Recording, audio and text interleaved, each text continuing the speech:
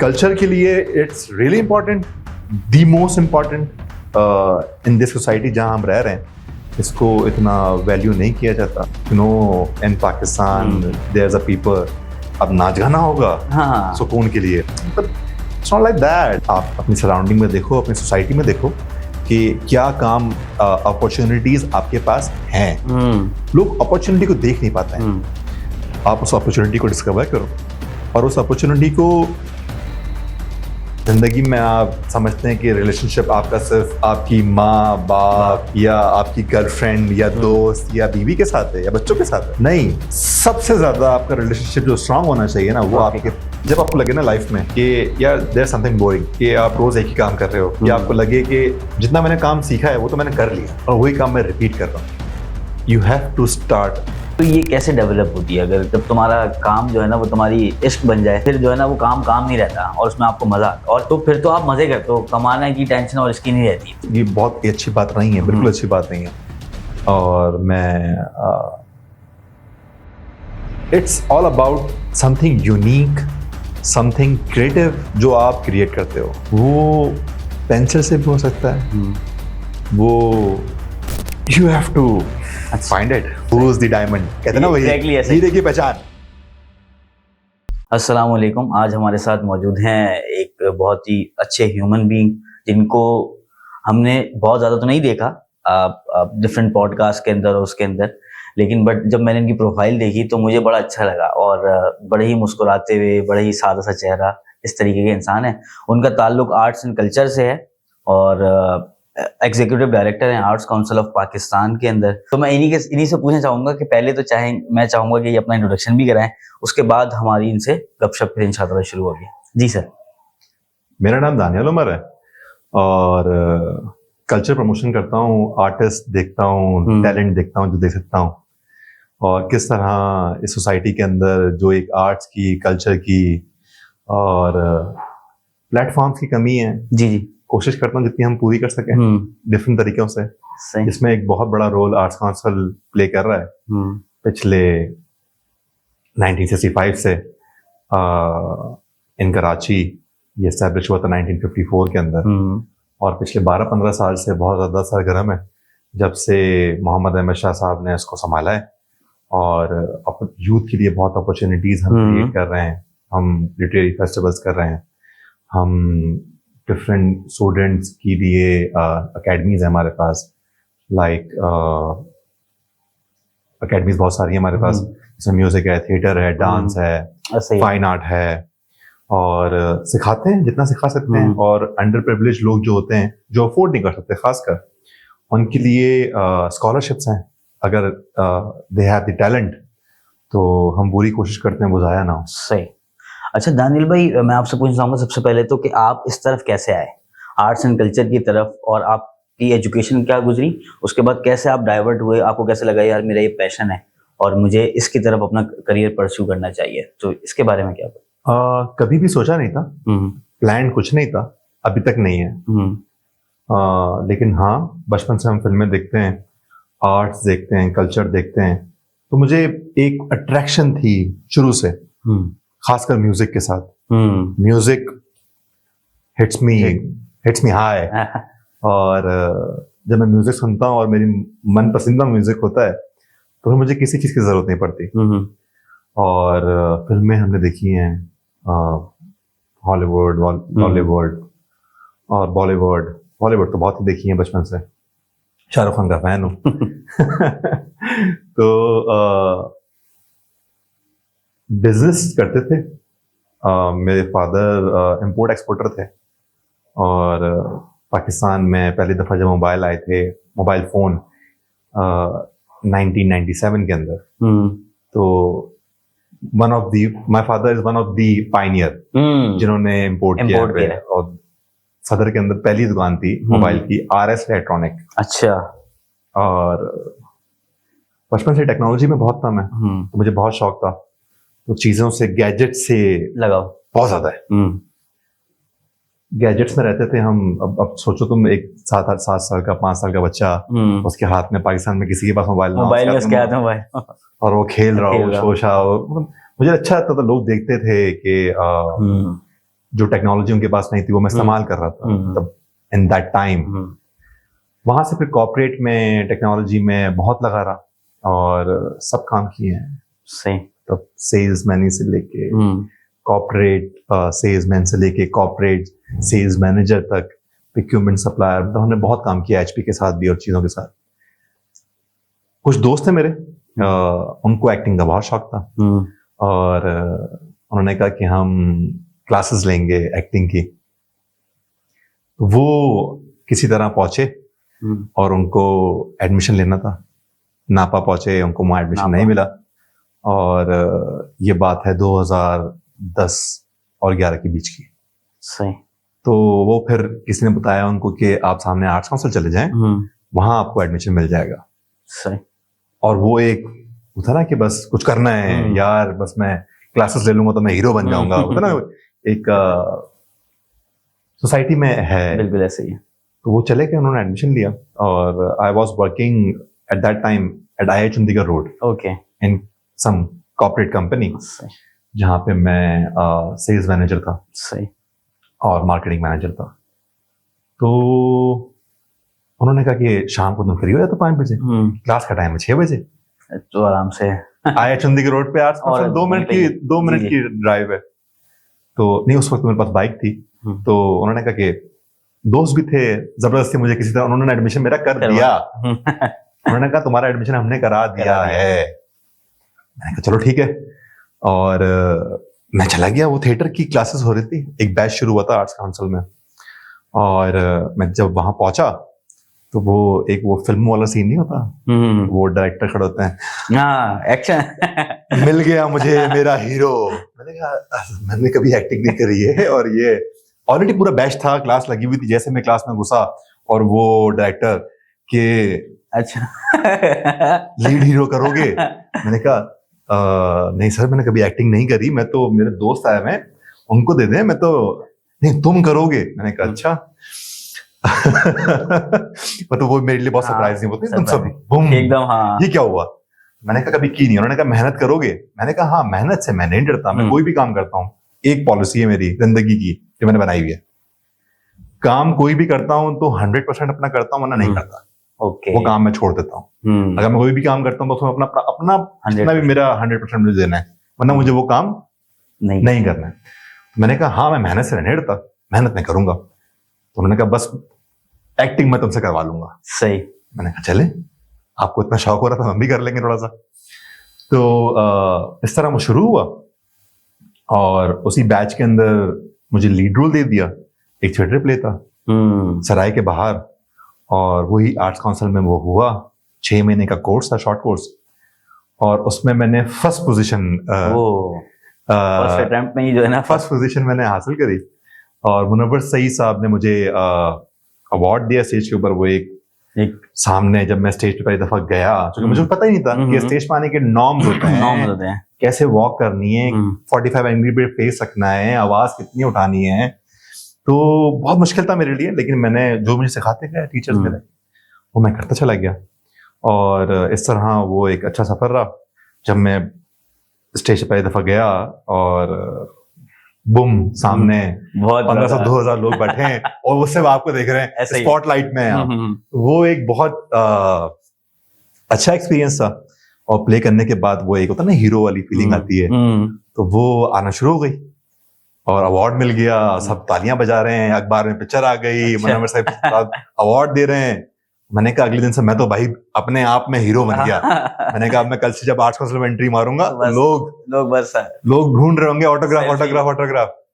लेकिन जब मैं अगले दिन आया तो मैंने देखा कि ऐसा कुछ भी नहीं है। तो उसी दिन का था वो, तो मतलब मैं एक दिन का हीरो था बस, वो मैंने प्ले कर लिया। उसके बाद तो आर्टिस्ट ऐसे घूम रहे सारे। तो मैंने उस दिन एक चीज रियलाइज करी कि इस सोसाइटी में एक आर्टिस्ट अगर आप हैं तो आप अपना ब्रेड एंड बटर फौरन तो नहीं चला पाते, चला ही नहीं सकते, ऐसे ही है। तो मैंने कुछ दिन और क्लासेस वगैरह चीजें ली अपनी और कंप्लीट किया अपना कोर्स, और back to my corporate life. और मैं वही कॉर्पोरेट और इक्विपमेंट और टेक्नोलॉजी के अंदर दोबारा चला गया। और फिर हम वॉलंटियरिंग करते थे। आर्ट्स काउंसिल में इलेक्शन होते थे होते हैं, अभी भी होते हैं, आप तो 2 साल में होते हैं, पहले 1 साल में होते थे हर साल।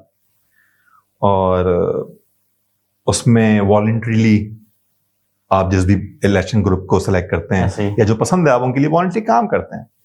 तो मैं उसमें काम कर रहा था, और चूंकि मैं जो भी काम करता हूँ, मेरा एक काम, एक पॉलिसी मेरी और है काम के दौरान, मैं सिर्फ ये नहीं कहता कि दैट्स माय जॉब, मैंने बस ये किया, मैं हट गया। ओके, मतलब सब चीजें। नहीं, मैंने अपना काम खत्म कर लिया। जब मेरा काम खत्म हो गया तो मैं उसमें देखता हूँ कितनी एडवांसमेंट मैं कर सकता हूँ। ओके, मतलब ये मुझे काम बताया गया, ये मैंने काम कर लिया है, अब एक्स्ट्रा क्या? ये काम अच्छे से कैसे हो सकता है।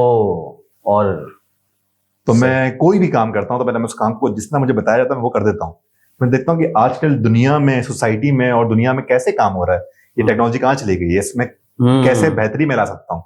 सही है। तो मैं कोई भी काम करता था, उस वक्त टेलीफोन के काम होते थे, लोग एक ही फोन पे काम करते थे, तो मैं फिर 1 2 3 4 6 मतलब 6 फोन मेरे सामने होते थे। अच्छा। और मैं 6 फोन, मतलब I was really good with my fingers, typing के ऊपर। जो फोन के ऊपर होते हैं ना, फोन पे कीपैड होता है, तो मैं कीपैड पे बहुत तेज था।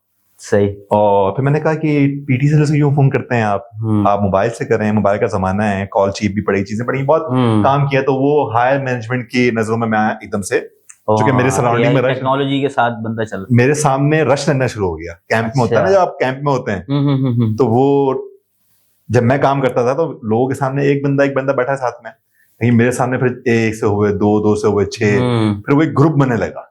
सही कि जब मैं कैंपेन में काम कर रहा था तो एक नजर में आ रहा था। ओके। तो फिर वो हायर अथॉरिटीज की नजर में आ गया, शाह साहब की नजर में आया, तो उन्होंने मुझे फिर एक फेस्टिवल में बुलाया, नाम था कराची यूथ फेस्टिवल 2014।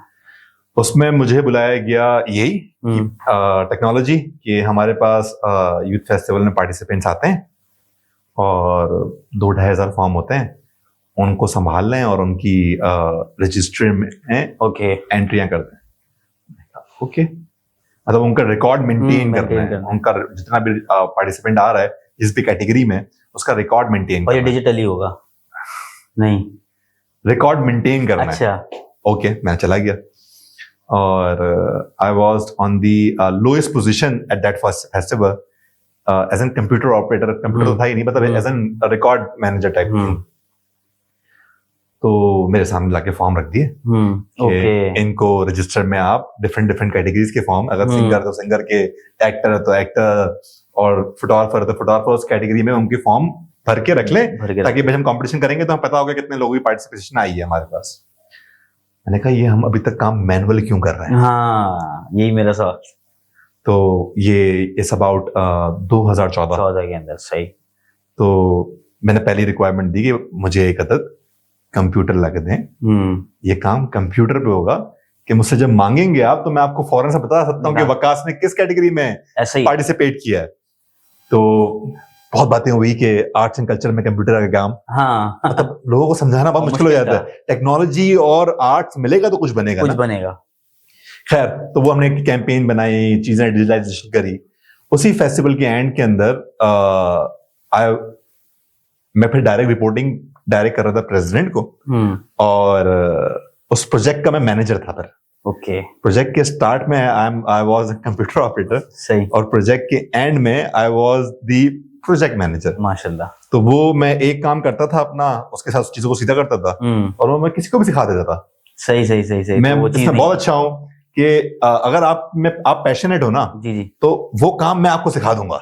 सही है। अगर आप में सीखने की लगन है तो ये मैं काम उस वक्त से, तो मैं कोई भी काम करता था उसकी पॉलिसी बनाता था, उसका सेटअप बनाता था, और ये काम ऐसे करना है या करते रहो, कहीं फंसो तो मुझे बताना।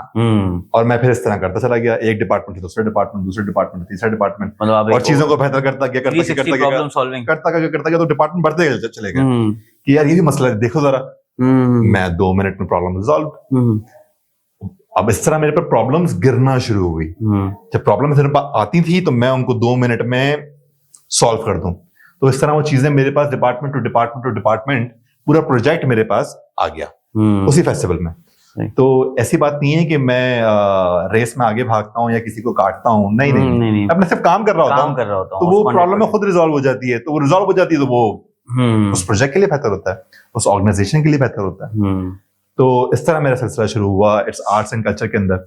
और फिर वो यूथ फेस्टिवल, अगर मैं बात करूं 2014 की, तो उसमें पार्टिसिपेशन आती थी 700 लोगों की।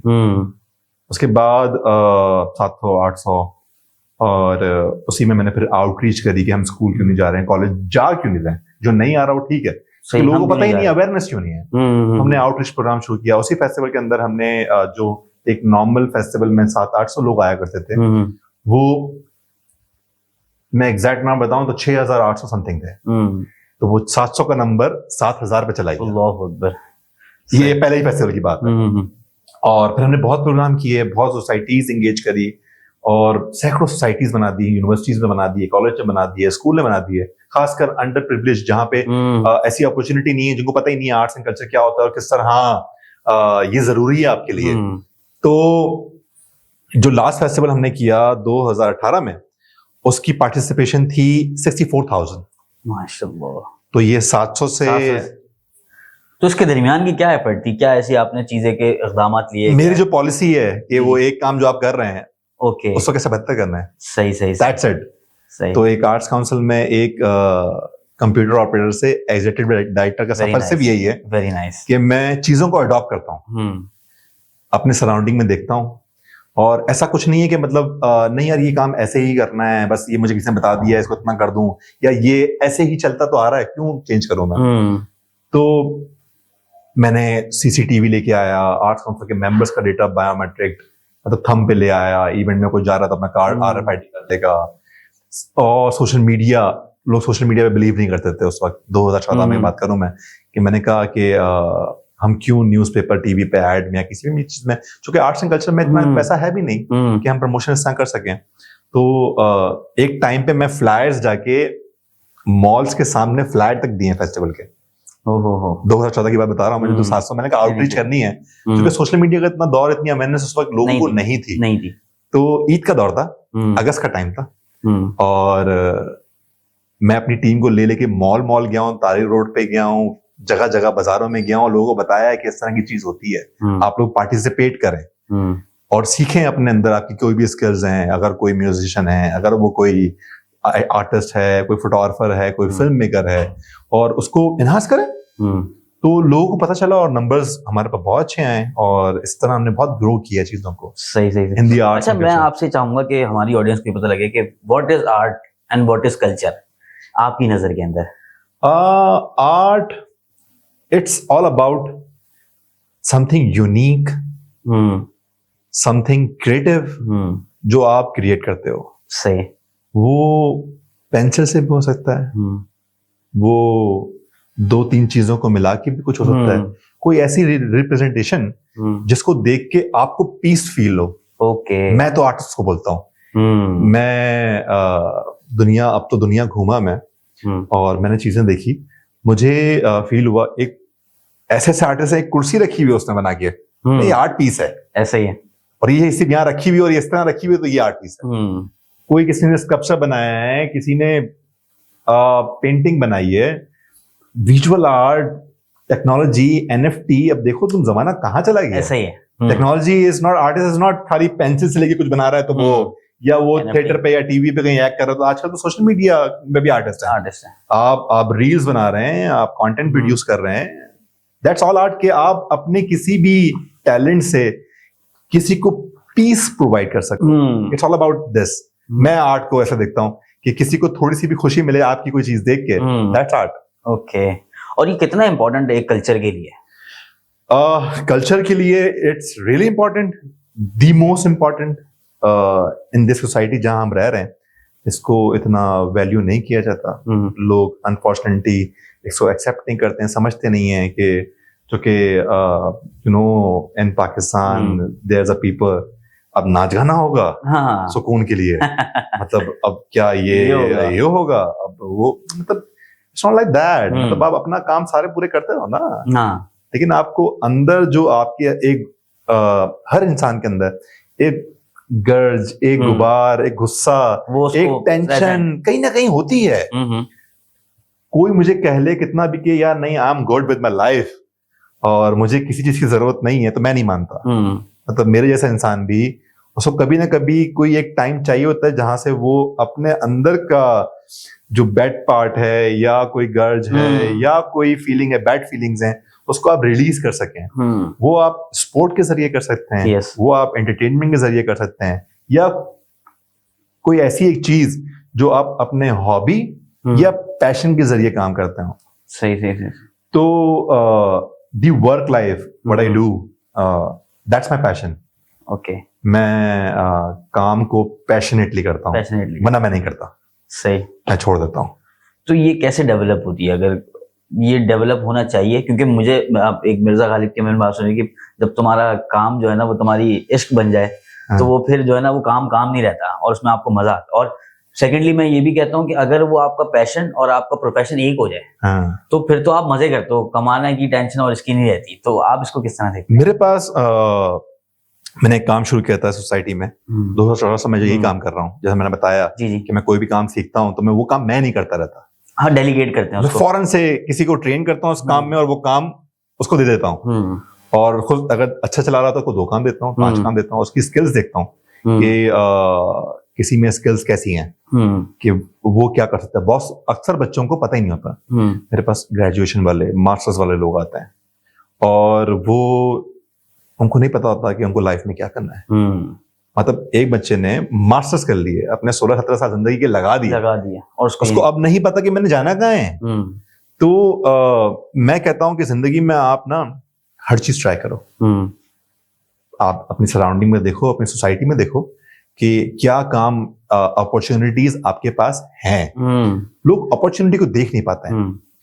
आप उस अपॉर्चुनिटी को डिस्कवर करो और उस अपॉर्चुनिटी को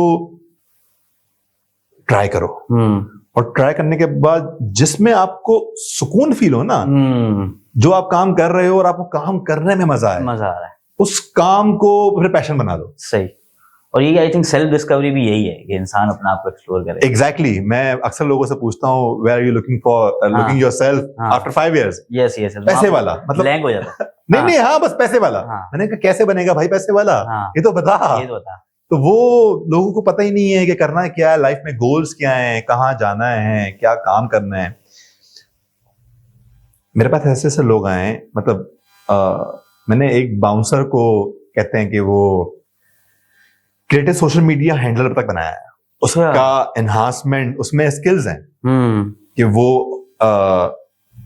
अभी नहीं कल, लेकिन वो इंटरेस्ट से सीख रहा है तो उसका पैशनेट अच्छा हो जाएगा। ऐसे ऐसे फोटोग्राफर्स को जो मतलब न्यूज़पेपर राइडर, मतलब समझ लो डॉन में न्यूज़पेपर राइडर होता है, वो अब हमारे पास फोटोग्राफी से एक डिपार्टमेंट चलाने का, कम्युनिकेशन डिजाइन, जो अब आर्ट्स काउंसिल का या दुनिया जहां के लोग काम के कम्युनिकेशन डिजाइनिंग में बहुत अच्छा स्किल्स रखते हैं। अच्छा, तो उस तरह के बहुत लोग हैं मेरे पास। मतलब ऐसी स्टोरीज बहुत हैं जो आर्ट्स काउंसिल में हमारे पास आके ट्रेन होके और अब डिफरेंट ऑर्गेनाइजेशंस के अंदर और डिफरेंट पोजीशंस के ऊपर, और पाकिस्तान भर में नहीं, पाकिस्तान से बाहर भी, कनाडा, यूएसए, यूएई, जगह जगह काम करते हैं और मैसेजेस करते हैं कि वो एक सक्सेस स्टोरी होती है यार, कि भाई आज अब यार मैं आज जो भी हूँ सर वो आपकी वजह से, या जो भी चीजें हैं। तो मैं कहता हूँ मैंने कुछ नहीं किया यार, तुम्हारे में ये स्किल्स तुम्हारे में है, मैं किसी में स्किल्स डाल नहीं सकता, बता सकते हैं। इफ यू आर पैशनेट, मैं तुम्हें उसको डिस्कवर करने में हेल्प करूंगा, मैं तुम्हें बताऊंगा क्या सही है क्या गलत है, लेकिन करना तुम नहीं है। ऐसे ही है, जिंदगी भर लेके चलना तुमने है। तो ये तुम्हारे अंदर क्या स्किल्स हैं, किसको तुम पैशन बना सकते हो, उसको डिस्कवर तुमने करना है, उसमें मैं हेल्प करूंगा, उसको पॉलिश करने में मैं हेल्प करूंगा, और चीजों को फिर आगे लेके चलना तुम्हारा काम है। तो मैं कहता हूँ मैं कहता हूं कि काम और करियर ये एक रिलेशनशिप की तरह है।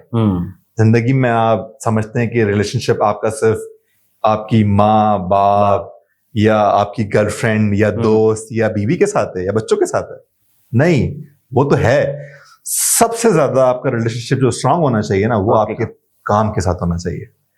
अगर आपने वो अचीव कर लिया ना किस दिन, काम मेरे लिए इश्क है, वैसे ही दिन में मैं सबसे ज्यादा टाइम किसी चीज को देता हूं तो वो है काम। The most given my attention is my work. तो मैं दिन में 16 घंटे भी काम करता हूँ, 18 बोल के कैसे कर लेते हो?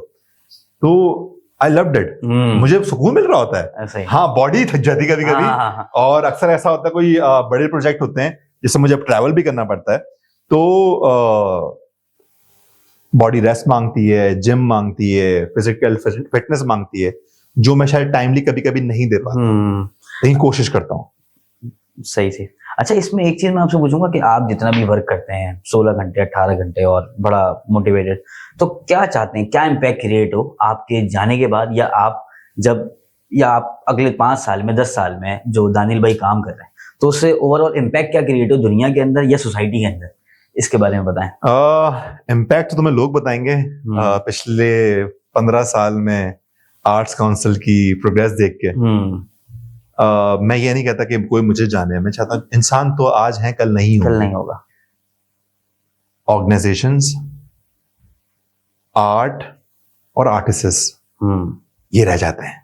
ऐसा ही है। मतलब आप अपने होते हुए कोई ऐसी अपॉर्चुनिटी बना जाओ, कोई एक ऐसा स्पेस बना जाओ जो लोगों की जिंदगी में काम आए, उनको फायदा दे और आपके बाद भी। और at the end of the day I think यही पर्पस होता है। अब वो काम का अंदाज अलग हो सकता है कि आप कुछ और काम करें, Exactly. मैं कुछ और काम करूं, बट हर किसी का पर्पस ये होता है कि मैं आसानी पैदा कर दूं किसी तरह भी, मेरे जाने के बाद एक बेहतर जो है ना कम्युनिटी डेवलप हो सके।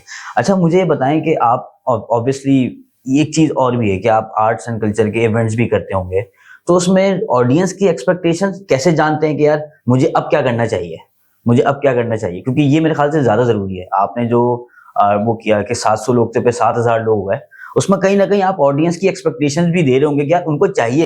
Exactly. तो ये कैसे आपने क्रैक किया और कैसे आपको पता लगा? इसमें मुश्किल कोई काम नहीं है। सॉरी टू से, आर्ट्स एंड कल्चर में पाकिस्तान में पहले बुड्ढे बाबा सिर्फ काम कर रहे थे। कहते हैं ना वो एजेड, मतलब मैं ये नहीं कह रहा कि एजेड को पता नहीं है शायद, लेकिन इट्स अबाउट कि सबसे ज्यादा ऑडियंस क्या है इस पाकिस्तान में। द नंबर्स ऑफ रेशो बात कर रहे हैं हम तो। अच्छा, क्या है आपके पास? द यूथ ऐसे ही है। The age is the numbers of youth is from 18 to 28 और 32। ये सबसे ज्यादा नंबर्स हैं आपके पास। और इनकी रिक्वायरमेंट क्या है? इनको क्या चाहिए?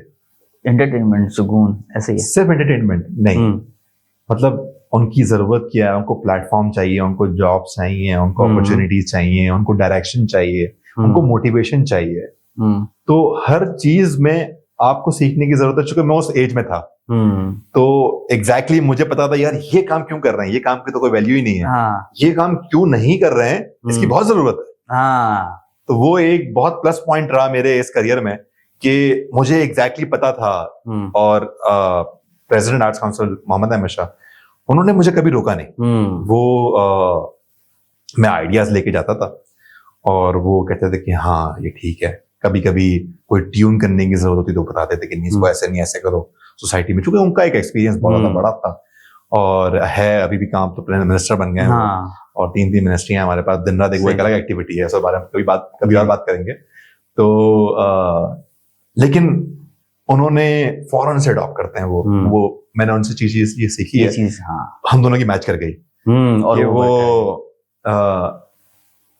If you need something, if the community, if the society need something और वो किसी ने गैप फिल कर दिया, वो विनर वही एक विनर है जिसने सोसाइटी के अंदर वो गैप फिल कर दिया।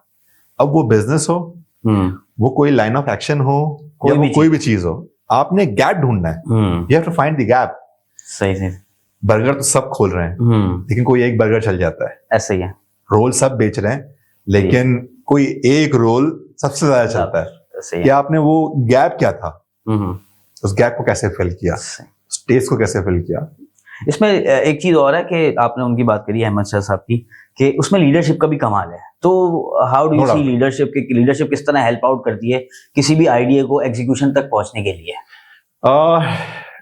इट्स रियली मैटर कि आप बात करते हैं कि अपॉर्चुनिटी नहीं दी जाती। ये एक ऑर्गेनाइजेशन के लिए बहुत जरूरी है भले वो कोई जूनियर या कोई senior, most senior idea initiate करे, किसने इनिशिएट किया मैटर नहीं करता, वॉज द आइडिया। ऐसा ही। अगर आइडिया काम का है तो उसको उसका इनिशिएट होना बहुत जरूरी है। That's leadership. कि वो नहीं ये हायर डिपार्टमेंट से या हायर पोजीशन से ये आइडिया इनिशिएट हुआ है तभी हम इसको इनिशिएट करेंगे आइडिया को और आगे लेके चलेंगे, एग्जीक्यूशन करेंगे इसकी, वरना नहीं करेंगे। नहीं, ये नहीं होना चाहिए। एक ऑर्गेनाइजेशन में आइडिया की वैल्यू होनी चाहिए, किसने इनिशिएट किया इसकी वैल्यू नहीं होनी चाहिए। तो हम एक टीम काम करते हैं। आज भी मैं अपनी टीम के साथ, बिल्कुल दोस्तों के साथ, एक कम्युनिटी, क्योंकि घर से ज्यादा मैं वक्त अपने ऑफिस में और काम पे बिताता हूँ। जी जी। तो फ्रेंडली माहौल होना चाहिए, फ्रेंडली एनवायरनमेंट होना चाहिए, और छोटा बड़ा कोई नहीं है, आइडिया किसी को भी आ सकता है। सही। तो अगर वो आइडिया अच्छा है तो उसका एग्जीक्यूशन करें। और ये तो आप क्या समझते हैं एक लीडरशिप के अंदर क्या स्किल्स होनी चाहिए कि वो एक बेहतर चीज परफॉर्म कर सके? Skills you have to find it. हाँ, Who is the diamond? कहते हैं ना वही, exactly ऐसे। हीरे की पहचान। जैसे कि आप बता रहे हैं कि मैंने असल चीज, मैं 100 में से उठा लेता हूँ। हाँ। मैं शाह साहब का वैसा ही है, और मैंने जितने लोगों को भी देखा है, मैं 100 लोगों में चुन लेता हूँ 5 लोग। सही। तो ये आपने डेवलप करी है या फिर आपको लगता है कि यार ये कुछ चीजें गॉड गिफ्टेड होती हैं? हाँ। लेकिन वक्त के साथ साथ यू लर्न, क्योंकि इसमें एक बड़ा रोल प्ले करता है हमारी सोसाइटी में। कहते हैं कान के कच्चे होते हैं लोग। हाँ। कि किसी ने 5 लोगों ने बोल दिया यार बहुत अच्छा काम कर रहा है, बस वो आप चले गए थे पीछे पीछे। ऐसे ही। बाद में जब काम कराने बैठे, अरे खुद कुछ आता ही नहीं है। और कहीं कहीं ऐसा होता है जो कुछ नहीं बोल रहा होता, उसमें काम की सलाहियत, वो टैलेंट होता है। सही। You have this is called leadership, कि आप उसको ढूंढ के निकाल के पॉलिश करके और उसकी राइट पोजीशन पे उसको पहुंचाओ। और मेरे ख्याल से आपको खुशी भी होती होगी जब आप देखते होंगे ना, यार मैं इसको 5 साल पहले कैसे इसको मैंने डेवलप किया और अब वो माशाल्लाह किस तरह। जब मैं आर्ट्स काउंसिल में आया था, वहां पे सिर्फ एक डिपार्टमेंट था, अकाउंट्स, जहां पे सिर्फ वो जो भी अप्रूवल होती थी गवर्निंग बॉडी की तरफ से, वहां से पैसे रिलीज होते थे सिर्फ। और आज वहां पे 29 डिपार्टमेंट है। वो बिग अचीवमेंट। और वहां ऐसा कोई नहीं है जो हमने कोई प्रोफेशनल हायर किया हो फ्रॉम द कॉर्पोरेट सोसाइटी, के ओके आपने सब कोई बड़ी सैलरी पे हम किसी को तोड़ के लाए और रखा है।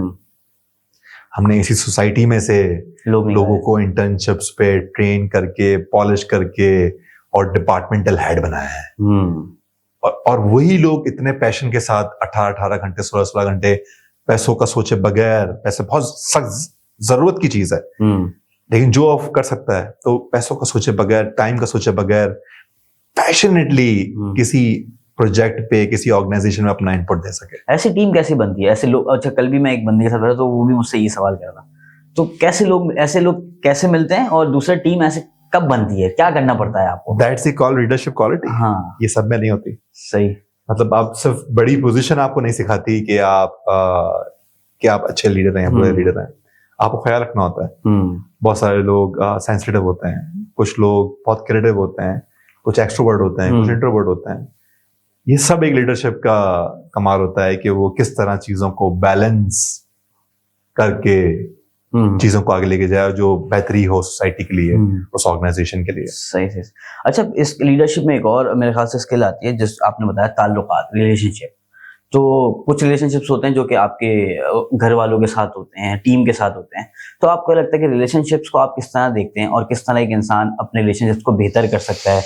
मैं इस तरह समझता हूँ कि किसी से मिले तो उससे अच्छी फ्रेंडशिप हो जाए, या इस तरह की अगर कहूँ तो रिलेशनशिप्स कैसे बेहतर कर सकता है एक इंसान?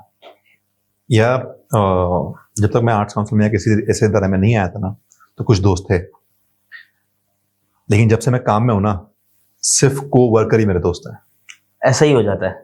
मतलब I have friends on my work place only. मतलब कभी ये बहुत अच्छी बात नहीं है, बिल्कुल अच्छी बात नहीं है। और मैं लोगों को रेकमेंड करूंगा कि सोशलाइजिंग जरूर करें आप, अदर देन वर्क प्लेस। लोगों से मिलें, सोसाइटी में लोग देखें, लोगों से मिलें, दोस्ती करें, उससे आपका एक एक्सपोजर ही बढ़ता है। दूसरा ये कि आप कभी कभी ये नहीं होता कि आप एक बॉक्स में बंद हो जाते हैं। तो मेरी लाइफ तो ऐसी है कि मेरे दोस्त सिर्फ काम पे, सही, मतलब वही 2-4 गिनती के 6-8 दोस्त हैं। सही सही। लोग एम्प्लॉय में 300 लोग हैं, लेकिन उनमें से कुछ होता है कि आप 8-10-15 लोग जो आपके बहुत क्लोजली हो जाते हैं वक्त के साथ साथ साथ साथ, जिनके साथ 15-16 घंटे काम कर रहे होते हैं। वही फैमिली होती है, वो सेकंड फैमिली कहलाती है। ऐसे ही है। और मैं फर्स्ट होम कहता हूँ आर्ट्स काउंसिल को। तभी आपने माशाल्लाह आपने वो समझा तो उसको बड़ी तेजी से ग्रो हुआ। अच्छा, नेटवर्किंग की हर इंसान को जरूरत होती है, और हमने किताबों में पढ़ा सीखा भी कि your network is your network ना, कि जितना अच्छा नेटवर्क होगा तो नेटवर्किंग मैंने देखा, और आपकी नेटवर्किंग एबिलिटी भी अच्छी है, स्किल्स भी अच्छी हैं जो मुझे लगा। तो उसके हवाले से बताएं कि एक इंसान नेटवर्किंग अच्छे से करना चाहता है, वो चाहता है कि यार, कुछ लोगों की ख्वाहिश तो होती है लेकिन उनसे दोस्त नहीं बन रहे होते, वो चाहते हैं मिलके कि यार अगला बंदा याद रखे या इससे मतलब हमारी आपस में बातचीत हो सके, बट वो डेवलप नहीं कर पा रहे होते। तो इसके हवाले से कुछ टिप्स दें, कुछ स्किल्स बताएं कि कैसे सीख सकता है इंसान। बहुत बुरा हूं मैं इस काम में। अच्छा। मैं एक्सप्रेस नहीं कर सकता। सही। I can take the first step, मैं पहला कदम मैं नहीं उठा पाता, शायद कैंचेरियन हूं इसलिए।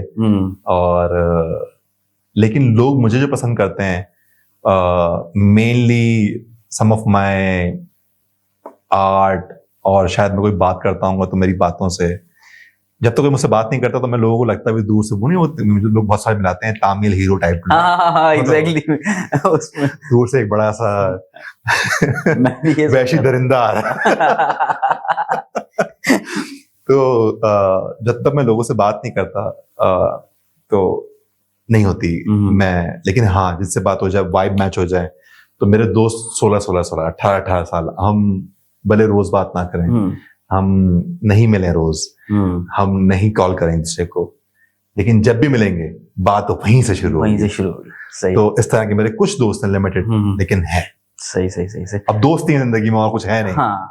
क्योंकि सारा टाइम काम को दे दिया है, तो फिर वो आपकी जो रिलेशनशिप लाइफ होती है वो भी सिंगल हो जाती है। इसलिए मैं आज तक सिंगल हूँ। तो आपका इरादा नहीं है कुछ ऐसा? वाइब ढूंढ रहा हूँ। अच्छा, सही। वाइब ढूंढ रहा हूँ, वाइब जिस दिन मैच हो गई तो ना, उसी को वाइब बना लेंगे। उसी को वाइब। क्योंकि यार मेरे जैसे क्रेजी लोग जो काम को लेके क्रेजी है ना, जो पैशनेट हैं, वो बड़ा मुश्किल है उनको साथ में लेके चलना।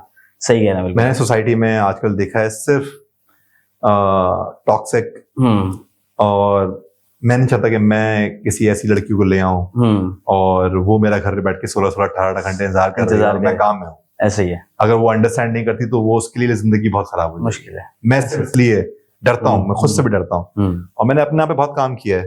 और मैं पहले बहुत टॉक्सिक इंसान था। अच्छा। मैं कह सकता हूँ ये प्राउडली, लेकिन मैंने अपने में बहुत काम किया, सोसाइटी में मिलके, लोगों से मिलके, और किस तरह एक रिलेशनशिप को लेके चलना चाहिए, कैसे बिहेव करना चाहिए, तो वो चीजें वक्त के साथ साथ आती हैं, आप मैच्योर हो जाते हैं। सही सही। तो मैं समझता हूँ मैं ज्यादा मैच्योर हो गया हूँ, इसलिए सिंगल हूँ।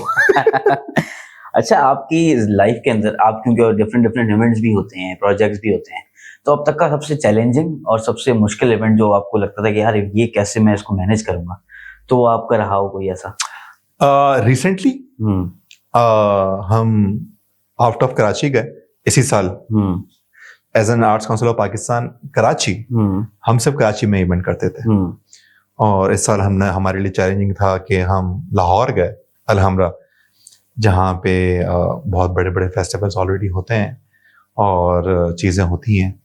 तो हमने एक प्रोजेक्ट इनिशिएट किया शाह साहब ने, पाकिस्तान लिटरेचर फेस्टिवल। तो वो हमारे लिए बहुत चैलेंजिंग था कि एक डिफरेंट सोसाइटी में, जहाँ में लोग हमने कभी इवेंट किया नहीं है, लोग जानते तो आर्ट्स काउंसिल अब है ही, हाँ, लेकिन कभी हमने इवेंट नहीं किया, कभी इंटरेक्शन नहीं। और साइकोलॉजी भी डिफरेंट होती है, डिफरेंट सोसाइटी की डिफरेंट साइकोलॉजी होती है।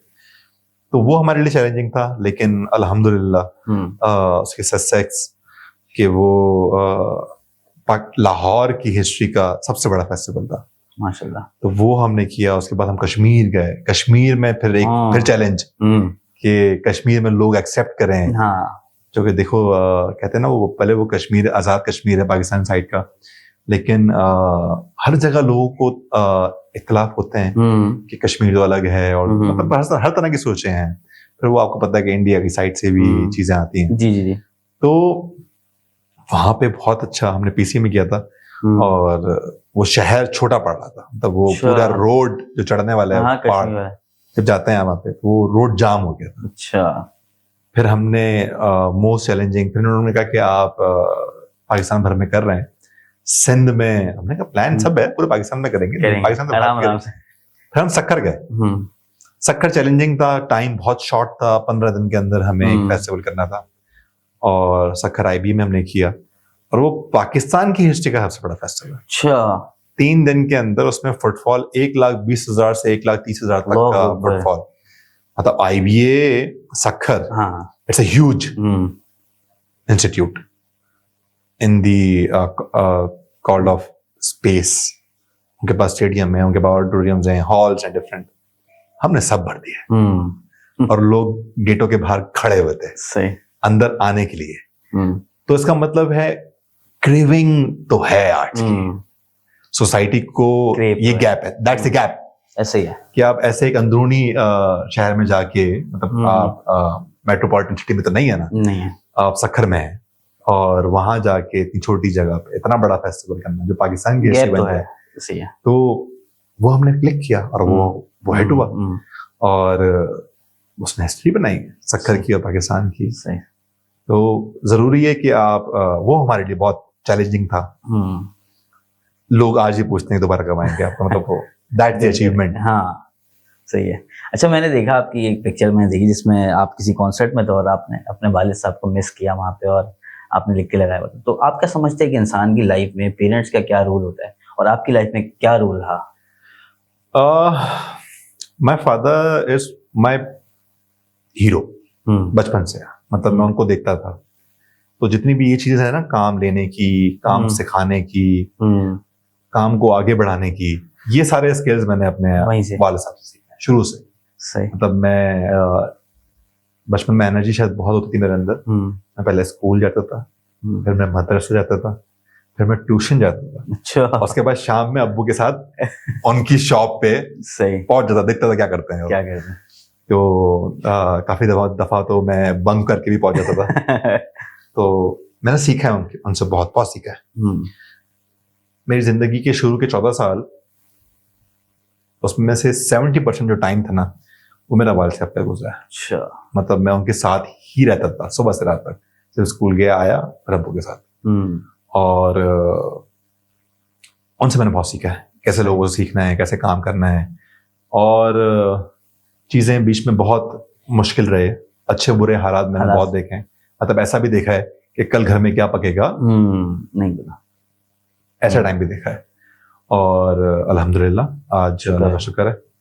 और रहती हैं रिलेशनशिप की भी मुश्किलातें रहती हैं, तो उनकी तबीयत भी थोड़ी इज नॉट वेल। और 2 साल पहले उनका रोड साइड एक्सीडेंट हुआ था, तो वो ही pass away on the road. तब वो कुछ टाइम भी रहा है, वो इंटरनल ब्लीडिंग शुरू हो गई थी। तो उन्होंने मुझे बहुत अच्छा टाइम दिखाया है, अच्छा बुरा टाइम सब दिखाया, लेकिन अच्छा टाइम मुझे याद है, बुरा टाइम भी याद है। लेकिन एक थी दिल में ना कि मैं एक अच्छा टाइम दिखाऊं। हाँ, ये एक रह जाती है। मैंने उनका अपनी हैसियत के हिसाब से, तो अपनी, चूंकि मैं अपने वालिद साहब को सबको समझता था, अभी भी समझता हूँ, तो वो उनका बहुत ख्याल रखा मैंने। लेकिन मैं समझता हूँ कि that's not my peak still. लेकिन वो बहुत खुश थे आखिरी दिनों में, बहुत ज्यादा। और मैं समझता हूँ कि शायद मैंने अपने बेटे होने का फर्ज अदा किया, लेकिन मुझे लगता है कि कहीं ना कहीं वो एक रह जाती है। आप कुछ भी कर लो, कहीं ना कहीं रह जाती है। That's not the luxury I provide. ऐसे ही है, ऐसे ही है। तो वो जब मैंने पहली गाड़ी ली और वो बैठे तो उनको बड़ा खुश हुआ। तो वो जब मैंने घर पहला लिया, चीजें ली, तो देख के बहुत खुश होते थे। मतलब जहां भी जाते थे कि वो यार मेरे बेटे जैसा कोई नहीं है। ऐसे ही है, सही। तो मुझे लोग बताते हैं, मेरी फुप्पियां या मेरे खानदान में। अच्छा, मैं देखा है कि वालिद बाप जो होता है वो सामने नहीं कहेंगे वो आपके, वो पीछे सुनने को मिलती है। अम्मी से बोल दिया, घर वालों से बोल दिया, कहीं जा रहे हैं, दोस्तों में बैठे हैं, मेरे बेटे से सीख। बचपन से था ये, सही है। क्योंकि मैं लीडरशिप क्वालिटीज बचपन से थी मेरे। शुक्र। मतलब मैं, मेरा अब्बू, क्योंकि मैंने बताया कि ही इज द पायनियर, जब वो इंपोर्ट एक्सपोर्ट मोबाइल का काम था, तो वो बैंकॉक, हांगकांग, वहां से इंपोर्ट हुआ करते थे मोबाइल। तो सोनी के इतने बड़े बड़े फोन, तो बाहर से आते थे वो, फिर मैं यहाँ पे असेंबलिंग होती थी, तो उनके लिए अच्छा। कुछ लोग होते थे, तो 4 बंदे मिलके जो असेंबलिंग करते थे उनसे ज्यादा मैं अकेला कर देता था। अच्छा। तब टूल्स में हाथ में जब मशीन चल रही है, हाँ ओहो, मैंने मतलब ये काम बहुत किया है। रिफर्बिश मोबाइल करते थे उस वक्त, हाँ। तो वो बड़े बड़े फोन्स को, तो वो वहां बैठते थे और मैंने इस तरह टेक्नोलॉजी और चीजों को, लीडरशिप स्किल्स, वहां से छोटे से लेके सारा काम उनका, मतलब लोगों को बिलीव नहीं होता था। मैं 10-11 साल का था और मैं पूरा बिजनेस लीड करता था। अच्छा। मतलब छोटा सा, तो मैं सेठ का बेटा है, हाँ। लेकिन सेठ का बेटा होशियार है, उसको होशियार। एग्जैक्टली पता है उसको क्या हो रहा है, कितने का सेल हो रहा है, कहाँ जा रहा है, कितनी सप्लाई हो रही है, क्या डिमांड आ रही है। और मुझे लगता है ये वालिद साहब से आपने सीखा, देख के जो इंसान सीखता है ना बचपन में, बचपन से ही वो स्किल्स मैंने अडॉप्ट कर ली। मैं कहता हूँ ना, मैं अच्छी चीजें अडॉप्ट करता हूँ, फौरन अडॉप्ट करता हूँ। मुझे लगता है ये काम बहुत अच्छा है और ये काम मेरी लाइफ में या किसी और की लाइफ में आने से बेहतरी आएगी, तो मैं आई अडॉप्ट फौरन। सही सही। अच्छा, मैंने आपको देखा कि आप ट्रैवलिंग भी करते हैं। हाँ। और शौक भी रखते हैं और घूमने फिरने का। तो अच्छा, मुझे लोगों ने मशवरा भी दिया और हमें भी यही कहा जाता है कि यार ट्रैवलिंग बढ़ाओ अपनी, उससे आपकी लाइफ में चेंजेस आती हैं और आपके अंदर भी चेंजेस आती हैं। तो आप ट्रैवलिंग को किस तरह देखते हैं? ट्रैवलिंग मैं देखता हूँ इस तरह कि जब आपको लगे ना लाइफ में कि यार देयर समथिंग बोरिंग, कि आप रोज एक ही काम कर रहे हो, या आपको लगे कि जितना मैंने काम सीखा है वो तो मैंने कर लिया और वही काम मैं रिपीट कर रहा हूँ, you have to start exploring. दुनिया में डिफरेंट कल्चर्स देखो, डिफरेंट लोगों से मिलो, उससे आपको सीखने का मिलेगा कि आप किस तरह अपने एक्स्ट्रावेंजा को बड़ा कर सकते हैं, अपने डाइवर्जेंस को बढ़ा सकते हैं, अपनी वॉल्स को पुश कर सकते हैं, और अपने क्रिएटिविटी, अपने पैशन को किस तरह एनहांस कर सकते हैं। तो इसके लिए ट्रैवलिंग बहुत जरूरी है। अच्छा, अब दुनिया में, मतलब जिंदगी में बहुत दफा पहले मौके रहे, लेकिन मैंने कभी इतनी इंपॉर्टेंस नहीं दी कि मैं लोकल और इंटरनेशनल ट्रैवल करूं। लोकल तो मैंने फिर भी 4-5 साल पहले से शुरू कर दिया है। डिफरेंट सिटीज पाकिस्तान में मैं मतलब गाड़ी चलाना शुरू में सीखी ही थी मैंने, और गाड़ी मेरे हाथ में आई थी और प्लान किया हम 4 दोस्तों ने, वही वर्किंग कोलीग्स आर्ट्स काउंसिल। तो हम आर्ट्स काउंसिल से निकले, लोगों ने बोला कि यार ये सुजुकी एवरी थी मेरे पास, कि ये कहाँ टूर पे जाएगी, इसके तो सखर में ही टायर फट जाएंगे, गर्मी बहुत है, जून जुलाई का टाइम था, बकरीद के बाद मुझे एक गैप मिला, छुट्टियां मिली, तो मैं निकल गया। मैंने कहा जहां लगेगा वहीं खड़ी कर देंगे, वहां से रेंट कार करा लेंगे या बस में बैठ जाएंगे। तो हमने पहले टारगेट किया कि सिंध क्रॉस करके कहीं खड़ी करेंगे, फिर हमने कहा कि वहां से निकल के तो पंजाब तक पहुंच जाएगा, जो मोटरवे बना हुआ है। तो उस वक्त मोटरवे बन रहा था, सखर वाला भी बना हुआ नहीं था, सब कच्चा था। तो मैं किसी तरह इस्लामाबाद पहुंच गया। हमने पहले बुक किया हुआ था कि वो इस्लामाबाद से हम ड्राइवर दूसरे लेके और दूसरी गाड़ी में जाएंगे, क्योंकि हमारा खुंजराब पास तक का प्लान था, चाइना बॉर्डर। अच्छा, उसी के ऊपर? हाँ, वहां तक जाना। नहीं, उसमें नहीं, मतलब हमें वहां तक जाना था, सही से किसी तरह भी पहुंचेंगे। हाँ। तो जब मैं इस्लामाबाद पहुंच गया तो लोगों ने मुझे बहुत डराया कि वो नहीं, इससे आगे तो जाएगी नहीं गाड़ी, और तुम तो कभी तुमने देखा नहीं हो, तुम ड्राइव कैसे करोगे, और वो रोड भी इतने खतरनाक हैं इस्लामाबाद से ऊपर की साइड वाले। बस वो फिर वो इस तरह हुआ कि मैंने कहा चलते हैं, जहां लगेगा वहां रुक देंगे।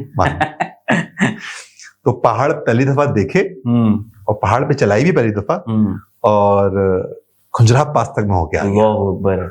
एक रिस्क। जब वो गाड़ी खुंजराब पास में खड़ी हुई थी ना, तो लोग उसकी फोटो बना रहे थे कि ये गाड़ी यहाँ तक आई कैसे। तो मतलब वो बहुत एडवेंचर किया। मतलब कहते हैं ना, जिंदगी की भी फीलिंग आ जाती है यार, आप जब आप कोई चीज रिस्क में डालते हैं ना, तो आपको फील आता है कि इसकी वैल्यू क्या है। क्या वाकई डिफरेंस आता है एक इंसान की लाइफ में बिफोर ट्रैवल और आफ्टर ट्रैवल? अब आपने बहुत ज्यादा डिफरेंसेस आते हैं। आपके विजन में, आप जो सोचते हैं, आप जिस तरह रह रहे होते हैं। मैंने डिफरेंट लाइफ से सीखा है कि अर्ली राइजिंग बहुत जरूरी है, आपको सुबह उठना चाहिए। चूंकि जब मैं टेक्नोलॉजी में और एक बंद कमरे में काम करता हूँ, मुझे फर्क नहीं पड़ता, मैं पूरी रात काम करता हूँ, मैं जितना मुझे काम करा रही हूँ, फर्क नहीं आता ना, मेरी बॉडी चूर नहीं होती, मैं नहीं छोड़ता। लेकिन दुनिया देखी मैंने बहुत सी चीजें सीखी हैं, कैसे रहना है, कैसे खाना है, कैसे बात करनी है, जिंदगी कैसे कैसे जी जा सकती है। क्योंकि हम कराची वाले तो पता है ना, ट्रैफिक में ही पूरे दिन गुजार देते हैं। तो लाइफ बहुत डिफरेंट है। टेक्नोलॉजी को आप क्या समझते हैं? मैं अभी भी देखता हूँ कि बेसिकली मैं तालीम कराची यूनिवर्सिटी ली थी केमिकल इंजीनियरिंग, तो आज भी हम जब गवर्नमेंट इदारों के अंदर जाते हैं तो वहाँ पे आज भी रजिस्टर्स खुले होते हैं। वो 5 साल पहले का डाटा भी, इतने सारे रजिस्टर्स लगे हुए हैं। हाँ। तो अफसोस होता है क्यों, अच्छा हम काम कर रहे हैं यूएस यूके कनाडा की मार्केट के अंदर ना, तो हम जब डिफरेंस देखते हैं ना तो हम बोलते हैं यार कहाँ हम रह गए हैं। तो आप क्या समझते हैं टेक्नोलॉजी, और मुझे लगता है आपने जो जितनी बातें करी आर्ट्स काउंसिल की भी ग्रोथ के अंदर टेक्नोलॉजी का बड़ा अहम किरदार रहा जो बाकी पहले लोग नहीं कर रहे होंगे। तो टेक्नोलॉजी को आप कैसे समझते हैं कि यार ये इम्पोर्टेंट कितनी है और आसान है, मुश्किल है, क्या है? टेक्नोलॉजी को मैं एज एन टूल देखता हूँ। किसी भी चीज को एनहांस करने के लिए उसके टूल्स अच्छे होने चाहिए।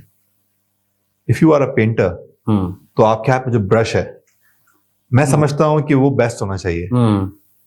बाकी ये बहुत डिपेंड करता है कि ब्रश से ज्यादा आर्टिस्ट की वैल्यू होती है, वो आर्ट बनाता है। लेकिन मेरा सोचने का तरीका थोड़ा सा अलग है कि एटलीस्ट जितनी वो लग्जरी ना हो, लेकिन अगर वो ब्रश ही खराब होगा साला तो वो मैं पेंट करूंगा क्या उसका। तो मैं टेक्नोलॉजी को ऐसा टूल देखता हूं कि एक अच्छा मोबाइल में कैमरा, एक अच्छा कंप्यूटर, एक पीछे सर्वर, अगर कहीं विजिलेंस रखनी है, अब मैं 2 बंदे बिठा दूं एक रूम के अंदर और वो बैठ के सिर्फ देखते रहेंगे कोई कुछ कर तो नहीं रहा, कोई कुछ चुरा तो नहीं रहा। अरे भाई 2 कैमरे लगा दो आप यार, सीसीटीवी पे मोबाइल पे देखते रहो दुनिया भर के अंदर। सही है, आईपी कैमरे लगाओ, आप दुनिया भर में घूमो। मैं कहीं से भी पूरा आर्ट्स काउंसिल देख सकता हूँ, मैं अपना घर देख सकता हूँ एक मोबाइल के ऊपर। इस रूम में क्या हो रहा है, वो बंदा क्या कर रहा है। तो टेक्नोलॉजी को एज अ टूल यूज करें आप, और आइडिया और technology is the main factor किसी भी काम को सक्सेसफुल बनाने के लिए। ऐसा ही है कि अगर आपने सही टूल को सही आइडिया के साथ लगा दिया, बूम, ऐसे ही फिर आप मैजिक देखो खाली। ऐसे ही। और आप देखिए ना आज कितना आसान हो गया कि रील्स बन रही हैं और नए नए आर्टिस्ट आ रहे हैं, अलग अलग लोग टाइप के लोग आ रहे हैं, तो ये आसान कर दिया टेक्नोलॉजी ने ना। हाँ, बड़े बड़े कैमरे, मैं लोग माने नहीं माने, नोकिया का एक फोन होता था बड़ा सा, उसको पांडा फोन कहते थे, 6600। हाँ, कोल सा, समझ गया।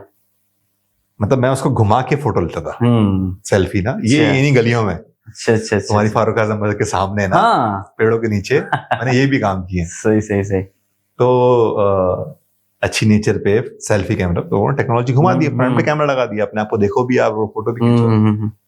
तो टेक्नोलॉजी बहुत जरूरी है यार, बहुत जरूरी है आपकी जिंदगी में। रोजमर्रा में आपके आधे काम, आप उठते हैं तो आपके लिए अलार्म खुद बजता है, बल्ब खुद जलता है, आप घर में जाते हैं तो आपको बटन नहीं खोलना पड़ता, वो खुद जल जाती लाइटें। तो ये टेक्नोलॉजी शायद आपको आसानी दे रही है। आप वही टाइम किसी और चीज में लगाएं। अब एआई का जमाना है कि जो काम लोग समझते हैं लोगों की जॉब चली जाएगी, नहीं, आसान हो, जो काम 10 लोग कर रहे थे वो काम 2 लोग करेंगे। और आपको मुझे लगता है ज्यादातर टाइम उस चीज पे बिताना पड़ेगा जो कि रेपिटेटिव नहीं है।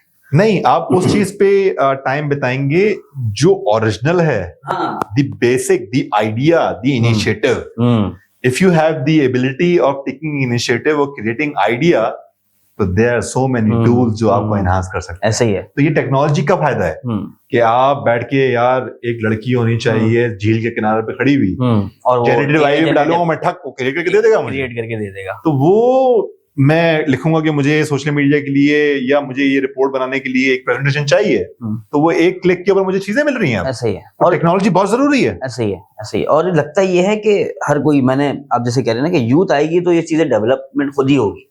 ज्यादातर मैंने बड़े लोगों में ये देखा कि वो समझते हैं बहुत मुश्किल है, और हालांकि आपको भी पता है, हमें भी पता है कि बहुत आसान है। अब बिल फर्स्ट पहले एक बंदा बैठा होता था कि रजिस्टर पे लिख रहा है कि यार दानियल भाई आ गए, राफे आ गया, अब वही थंबप्रिंट की मशीन लगी, वो लगाया, वो बंदा जो है ना, ऐसा ही है। ये वाली बहुत डिस्कशन आती है मेरे पास अभी भी कि हम थंब क्यों लगाएं या ये नहीं होने चाहिए। भाई आपको कोई भी चीज मेंटेन करनी है उसके लिए बहुत जरूरी है। और सॉरी, तुम्हारा सवाल क्या था? यही था कि टेक्नोलॉजी से किस तरह हम बेहतर कर सकते हैं। खैर, उसका तो आपने जवाब दे दिया। हाँ। मैं अब एक सवाल मेरा और है, एक जवाब मेरा और है उन सब लोगों के लिए जो ये देखें कि अगर आप समझते हैं कि टेक्नोलॉजी आपकी जॉब ले जाएगी, तो ऐसा बिल्कुल नहीं है। ऐसा नहीं है, बिल्कुल भी नहीं है कि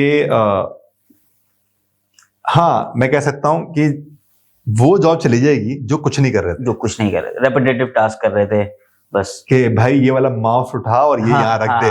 हाँ, वो वाला बंदा तो कुछ कर ही नहीं है ना, जो कहता है यार मुझे तो खाली माउस उठाने का था, मैंने रख दिया। विच इज गुड, क्योंकि आपकी क्रिएटिविटी मर रही है उससे।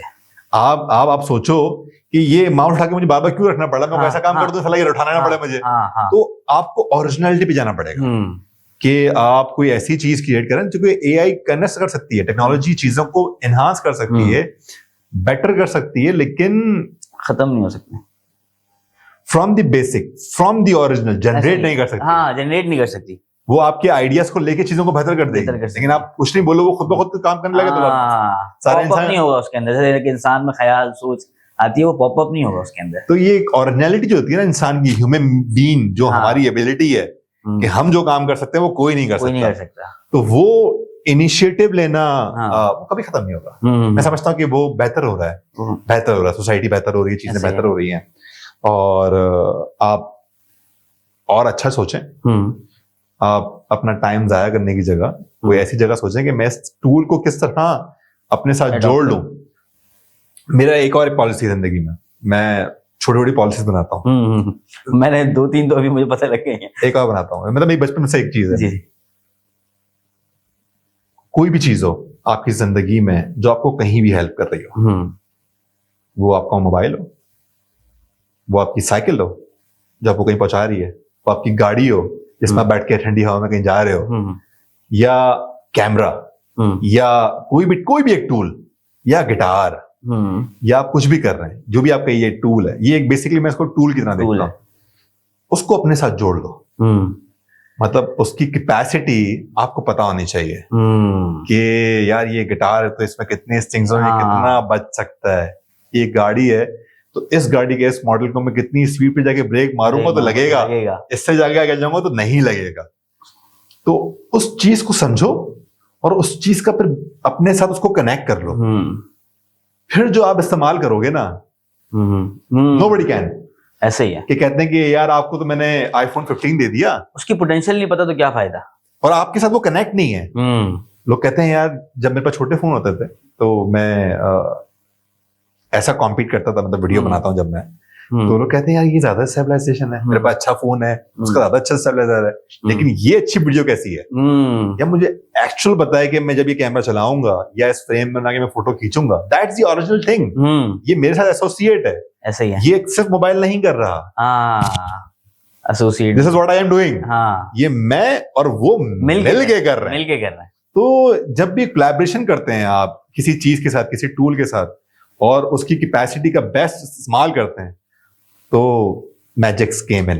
ओके, सही। ये एक शुरू से सही नहीं करता हूँ। अच्छा, अपनी हर इंसान जो है ना, वो मैंने देखा कि कोई भी इंसान ग्रो करता है तो उसको ये देखना जरूर पड़ता है कि यार अपनी ग्रोथ के लिए कुछ ना कुछ लर्न करता रहता है। कुछ लोगों का जरिया बुक्स होते हैं, कुछ लोगों का जरिया किसी से मिलना होता है, कुछ लोगों का जरिया मूवीज होते हैं, कुछ लोगों का जरिया पॉडकास्ट होते हैं। तो आप किस तरह अपने आप को अप टू डेट रखते हैं और अपनी लर्निंग में इजाफा करते रहते हैं? मैं जिंदगी में, तुम यकीन करो ना करो, मैं हर चीज से सीखता हूँ। मैं तुम्हारे इस रूम में आया हूँ तो मैं इससे भी कुछ ना कुछ सीख जाऊंगा। मैं बहुत अच्छा ऑब्जर्वर हूँ। मैं हर छोटी एक चीज को, ये मैंने भी देखा, मैं नोटिस करता हूँ जी। मतलब वो क्या इस्तेमाल कर रहा है, वो कैसे खड़ा है, वो क्या चल रहा है, उसने क्या किया तो क्या रिजल्ट निकल के आया। मैं हर चीज ऑब्जर्व करता हूँ। सोशल मीडिया पे हूँ, मैं फिल्म देख रहा हूँ, कोई म्यूजिक सुन रहा हूँ, उसमें क्या बीट बजाया है, ये क्या बेस आया है, मतलब बारीक चीजों को जो है ना वो आप ऑब्जर्व करते हैं। शायद ये एक गॉड गिफ्टेड है कि मैं वो सुन के बता देता हूँ कि यार ये इंस्ट्रूमेंट बजाया है, ये सारा ताल से उतर गया। मैं शायद उसका सुर का एग्जैक्ट नाम नहीं बता पाऊँ क्योंकि मेरी म्यूजिक की एजुकेशन इतनी अच्छी नहीं है, लेकिन मैं बता दूंगा देयर समथिंग रॉन्ग, उसको सही करो। तो ये एक लीडरशिप स्किल बन जाती है फिर बाद में कि आप सही और गलत में फैसला कर लेते हैं। यार दिस इज नॉट गुड, भले ये अच्छा भी है लेकिन ये this is not what I am looking for. और एक अंदर से इंस्टिंक्ट होती है, मेरे ख्याल से अंदर से आ रही होती है कि नहीं यार ये चीज, और मैं सीख रहा होता हूँ। मैं चीजों को मैं सीख लेता हूँ, जैसे तुम लोगों ने ये लाइट बेड बना के लगाया बैग के अंदर, तो मैं चीजों को देख के सीखता रहता हूँ। मैं कहीं भी जाता हूँ, कुछ भी देखता हूँ, मैं अपने लर्निंग प्रोसेस कभी नहीं बंद होने देता।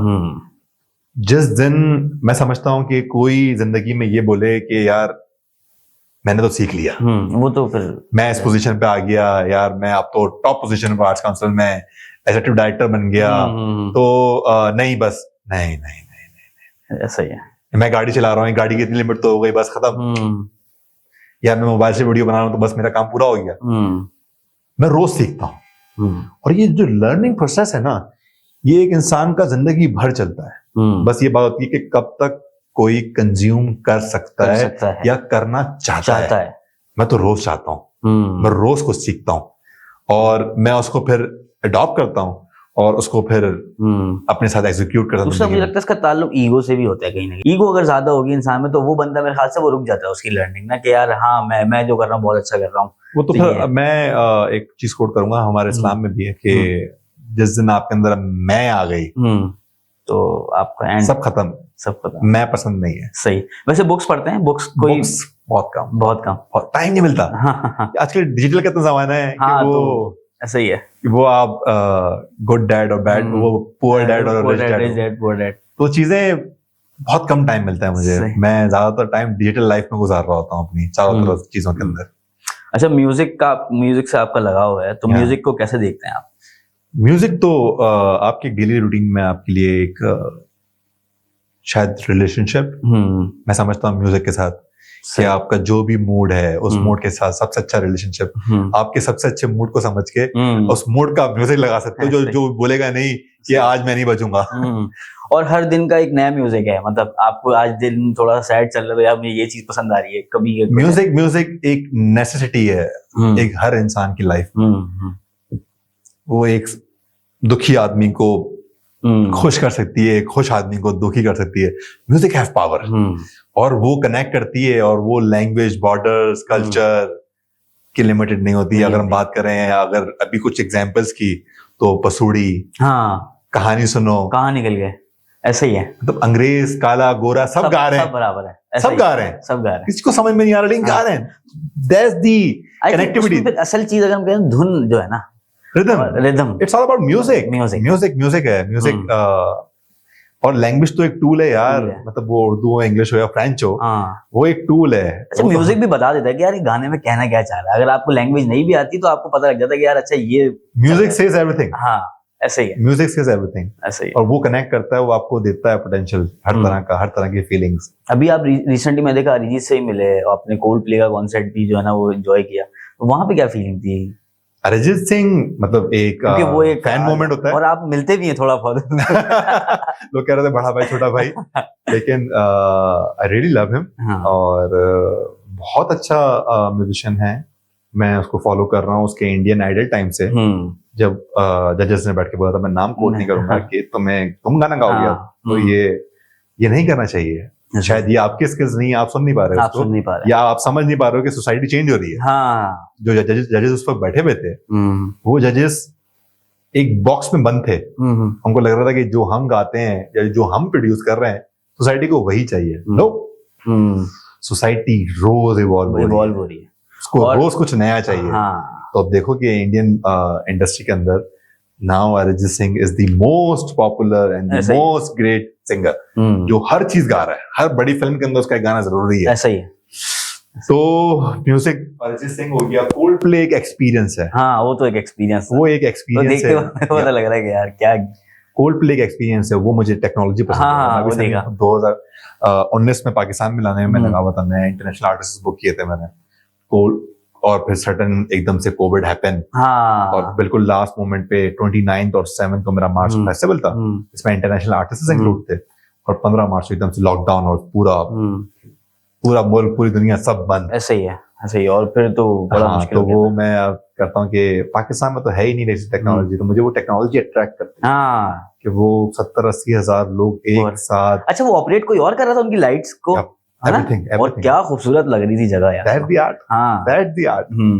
वो हर बैंड, हर light, technology, idea put in, magic happen. ऐसे ही। तो वो एक 70-80 हजार लोग एक साथ, तो सब एक दूसरे से कनेक्ट, सब खुश, किसी के पास इतना मौका नहीं कि तुम क्या कर रहे हो, तुमने क्या कपड़े पहने हैं, और किसी को फर्क नहीं पड़ता यार। ये जब आप जाते हैं ना ऐसी आर्ट लवर और आर्ट सोसाइटी में, तो आपको पता चलता है यार दुनिया बहुत आगे और हम बहुत बहुत बहुत पीछे हैं। टेक्नोलॉजी और अपॉर्चुनिटी के अलावा भी हमारे माइंडसेट पे काम करने की बहुत जरूरत है। हमें बहुत जरूरी है कि सीखना पड़ेगा कि किस तरह किसी इंसान की इज्जत करनी है, किस तरह सोसाइटी में रहना है, किस तरह जज नहीं करना, किस तरह लोगों को स्पेस देना है फॉर देयर ओन एबिलिटी। ऐसे ही है, वो चीज गलत नहीं है जो आपके लिए गलत है। ऐसा ही है, वो चीज गलत नहीं है, तुम्हारी समझ नहीं है तो एक अलग बात है। दैट्स टोटली डिफरेंट थिंग कि आपको कोई चीज समझ नहीं आ रही, शायद आपके लिए वो ट्रिगर कर रही है, लेकिन जरूरी नहीं है वो सबके लिए गलत हो। तो मैं ये नहीं कहूंगा कि हर गलत काम सही है, लेकिन काफी गलत काम किसी के लिए सही हो। हाँ। तो और एक चीज मैं बोलता हूँ जो मैंने बहुत टाइम बाद रियलाइज करी कि कभी उस बात से रिग्रेट मत करना जो आपको खुशी दे। सही है। उनको कुछ लोग करते हैं ना कि यार पैसे लग गए ज्यादा, कोई भी एक्सपीरियंस हैपन हुआ उसमें बंदा जो मैंने अपने पहले इंटरनेशनल ट्रिप में इस तरह किया, यार इस एक्टिविटी पे क्यों मैं इन्वेस्ट करूं। अच्छा, एक हमारे अंदर बिल्ट इन है। हाँ। हम ना ट्रैवलिंग को समझते हैं कि यार फजूल खर्चे। हाँ मतलब मैं नहीं मतलब एक मैं दुबई पहुंच गया हूँ। हाँ। दुबई में हूँ, अब डिफरेंट एक्टिविटीज। हाँ। मतलब डीप सी ड्राइविंग करनी है तो मुझे तो स्काई ड्राइविंग भी करनी है, तो मुझे तो रोलर कोस्टर राइड में बैठना है। लेकिन जब मैं फर्स्ट टाइम गया तो मैंने कहा कि यार ये क्यों मैं खर्चा करूं। मैंने नहीं किया, मैंने बहुत कम किया। फिर जब मैं टूर से वापस आया तो मैंने रियलाइज किया कि मेरे पास सिर्फ शॉपिंग बैग्स थे। हाँ, सही। मैंने कहा I have less memory and more shopping bags. तो मैंने कहा ये शायद मैंने कुछ गलत किया है, और मैंने नेक्स्ट स्टेप से अपना ज्यादा इन्वेस्ट एक्टिविटीज में डाला। वहां से आपकी मेमोरी मिलती है। सही, मतलब बैग्स तो आज आपने कोई जैकेट पहनी है वो आज है, वो कल नहीं होगी, memory for life, it's for life. ऐसे ही। तो मैंने बहुत सारी चीजें एक्सपीरियंस करी, और एक्सपीरियंस करना बहुत जरूरी है। अपने फेयर को हिट करो, जोर से हिट करो, ऐसे ही। तो वो आपके अंदर एक नई चीज पैदा होती है। वो आपको बहुत जरूरी है, मैं कहता हूँ सबको करना चाहिए। अच्छा, आपकी अगली एस्पिरेशंस क्या, मतलब 5-10 साल में क्या करना है आपने? क्या आपने एक चैलेंजेस क्रिएट किए हैं? क्या सोचा यार मैं ये हिट करना है मुझे? यार कराची में जैसे कि इस ऑर्गेनाइजेशन मैंने बहुत छोटे से शुरू किया, फिर ऑर्गेनाइजेशन को इस लेवल पे लेकर आए, इस ऑर्गेनाइजेशन को पाकिस्तान से इतने लेवल पे लेकर आए, फिर इसको मैंने इंटरनेशनली हमने यूएसए में आलमी उर्दू कॉन्फ्रेंस करी 4 स्टेट्स में, ह्यूस्टन, शिकागो और एलए के अंदर। तो चीजें इस तरह तो हो गई, लेकिन मैं चाहता हूँ कि जो आर्टिस्ट पाकिस्तान में हैं जिनको इंटरनेशनल एक्सपोजर नहीं मिलता, उनको इंटरनेशनल एक्सपोजर मिलना चाहिए। तो मैं कुछ चीजें क्रिएट कर रहा हूँ जो अभी लगा हुआ हूँ कि इंटरनेशनल प्लेटफॉर्म्स में जो पाकिस्तान का आर्ट है वो लोगों को तक पहुंचाऊं। मतलब पाकिस्तान में तक पहुंचा दिया। तो मैंने जो कुछ प्लेटफॉर्म्स बनाए, मैंने आर्ट्स काउंसिल की भी सारी चीजें रिफॉर्म कर दी, सब चीजें डिजिटलाइजेशन के पीछे मैं बहुत बिलीव करता हूँ। दुनिया बहुत डिजिटल दौर के अंदर है, आप कोई चीज बनाए और लगा दे अपने यूट्यूब पे, इंस्टाग्राम पे, और अगर वो अच्छी होगी तो वो चलेगी, बहुत चलेगी। तो ये चीजें मैं बिलीव करता हूँ, लेकिन एक जो इन पर्सन वाली फीलिंग होती है ना, वो एक अलग है। वो एक उस आर्टिस्ट के लिए भी जरूरत है, और वो ऑडियंस के लिए भी, वो एक ऑडियंस के लिए भी वो एक जरूरी है। तो कुछ चीजें मैं इनिशिएट कर रहा हूँ, कुछ कंपनीज में के साथ मेरी बात चल रही है, मैं कुछ अपनी कंपनी बना रहा हूँ, कुछ बिजी चीजें चल रही हैं, तो इंशाल्लाह बेहतर होगा। कुछ चीजों को और बड़े लेवल पे, और कुछ चीजों को हम पाकिस्तान लेके आएंगे, और पाकिस्तान में भी कुछ चीजें आर्ट्स काउंसिल से हटके मैं बहुत सारी चीजें डिफरेंट कर रहा हूँ।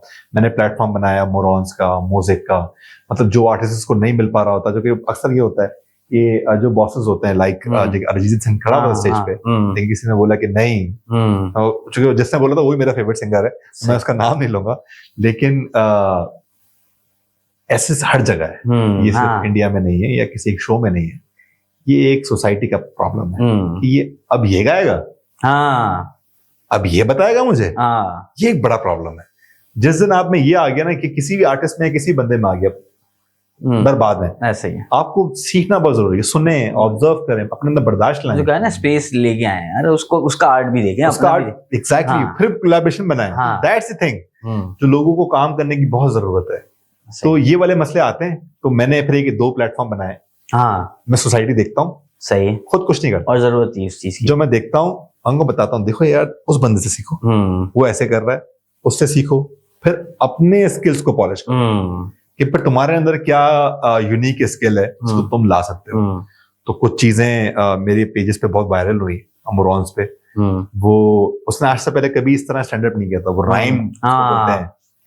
तो वो मैंने सिर्फ एक छोटी सी रील बनाई, उसमें सीनियर कुछ कॉमेडियंस भी आए थे, स्टैंड अप कॉमेडियन। मैंने उनकी पोस्ट नहीं करी, मैंने उस नए बच्चे के लिए मैंने ऑडिशन किया था। मैंने कहा ये इसका ये वाला पार्ट, ये 10 सेकंड सबसे पहले, okay, this is what I am belonging from, या मैं जो आइडिया लेने के आना चाहता हूँ वो ये है।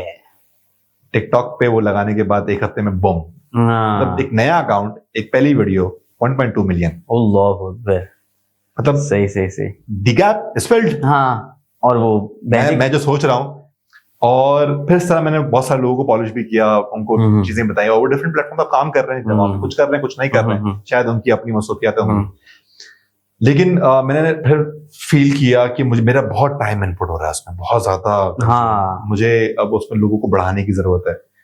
कुछ मसरूफियात की वजह से मैं शायद सही से टाइम नहीं दे पा रहा हूँ। वही मैंने काम म्यूजिक पे भी किया, मतलब लाइव, नो इंस्ट्रूमेंट, म्यूजिशियन बैठाए दो चार, मैंने कहा गाओ, और बड़ी रॉ फॉर्म के अंदर मैं देखी, उनकी वीडियो बनाई, वो 1 मिलियन 2 मिलियन, वो हर जगह चीजें उसकी बैंग, बहुत लोगों ने पसंद किया था। मैंने डिफरेंट आर्टिस्ट लिए, उनके ऑडिशंस किए, उनकी रॉ मोबाइल से, सब मोबाइल से बना हुआ है, कैमरा से बना हुआ है, रॉ रिकॉर्ड हुआ है। लोगों को बहुत पसंद आया।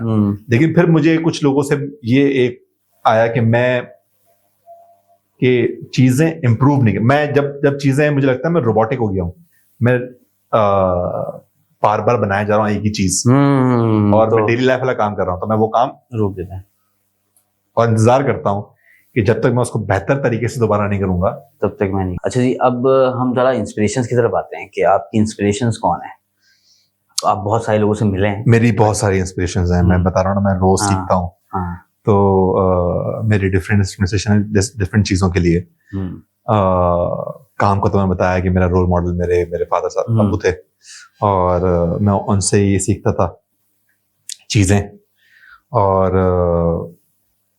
म्यूजिक के लिए अलग है, टेक्नोलॉजी के लिए अलग है, और मैं देखता हूँ कि उस काम में कोई भी एक काम कर लूँ मैं, वो मोबाइल चला रहा हूँ मैं, या कोई ऑर्गेनाइजेशन पे जब काम कर रहा हूँ, मैं उसका बेस्ट देखता हूँ इन दी वर्ल्ड, कौन क्या कर रहा है, सही, उस डिपार्टमेंट में किसने बेस्ट किया है। तो मैं कोशिश करता हूँ कि उसको मीट करूं या उससे बेहतर करूं, या उसमें कोई एक और ओरिजिनल चीज डाल के और उससे बेहतर कर दूं। सही, तो बहुत जरूरी है यार। आप इतने सारे उनसे भी मिलते हैं, सेलिब्रिटीज से मिलते हैं, आर्टिस्ट से मिलते हैं, तो आपके फेवरेट आर्टिस्ट कौन है? फेवरेट आर्ट डिफरेंट डोमेन्स के अंदर हो सकता है। हाँ बिल्कुल, देखो मुझे अगर मैं एक्टर की बात करूं तो मुझे शाहरुख खान बहुत पसंद है, कि वो फ्रॉम द जीरो, जिस तरह वो थोड़े से पैसे लेके मुंबई पहुंच गया था, एक अपने अंदर उम्मीद लेके कि मैं कुछ करूंगा, मुझे कुछ करना है, वो एक पैशन, और पैशन को फॉलो करने का फिर वो बॉर्डर्स नहीं मैटर करते। एक वो बहुत अच्छा लगता है मुझे आर्टिस्ट। म्यूजिशियन तो बहुत हैं, बहुत ज्यादा हैं। मैं ब्रूनो मार्स से लेके और अरिजीत सिंह से लेके और हमारे आतिफ से लेके, म्यूजिशियन बहुत डिफरेंट टेस्ट, डिफरेंट म्यूजिक बहुत सुनता हूँ। सही। तो हर मूड के लिए अलग आर्टिस्ट है, तो इट्स ह्यूज।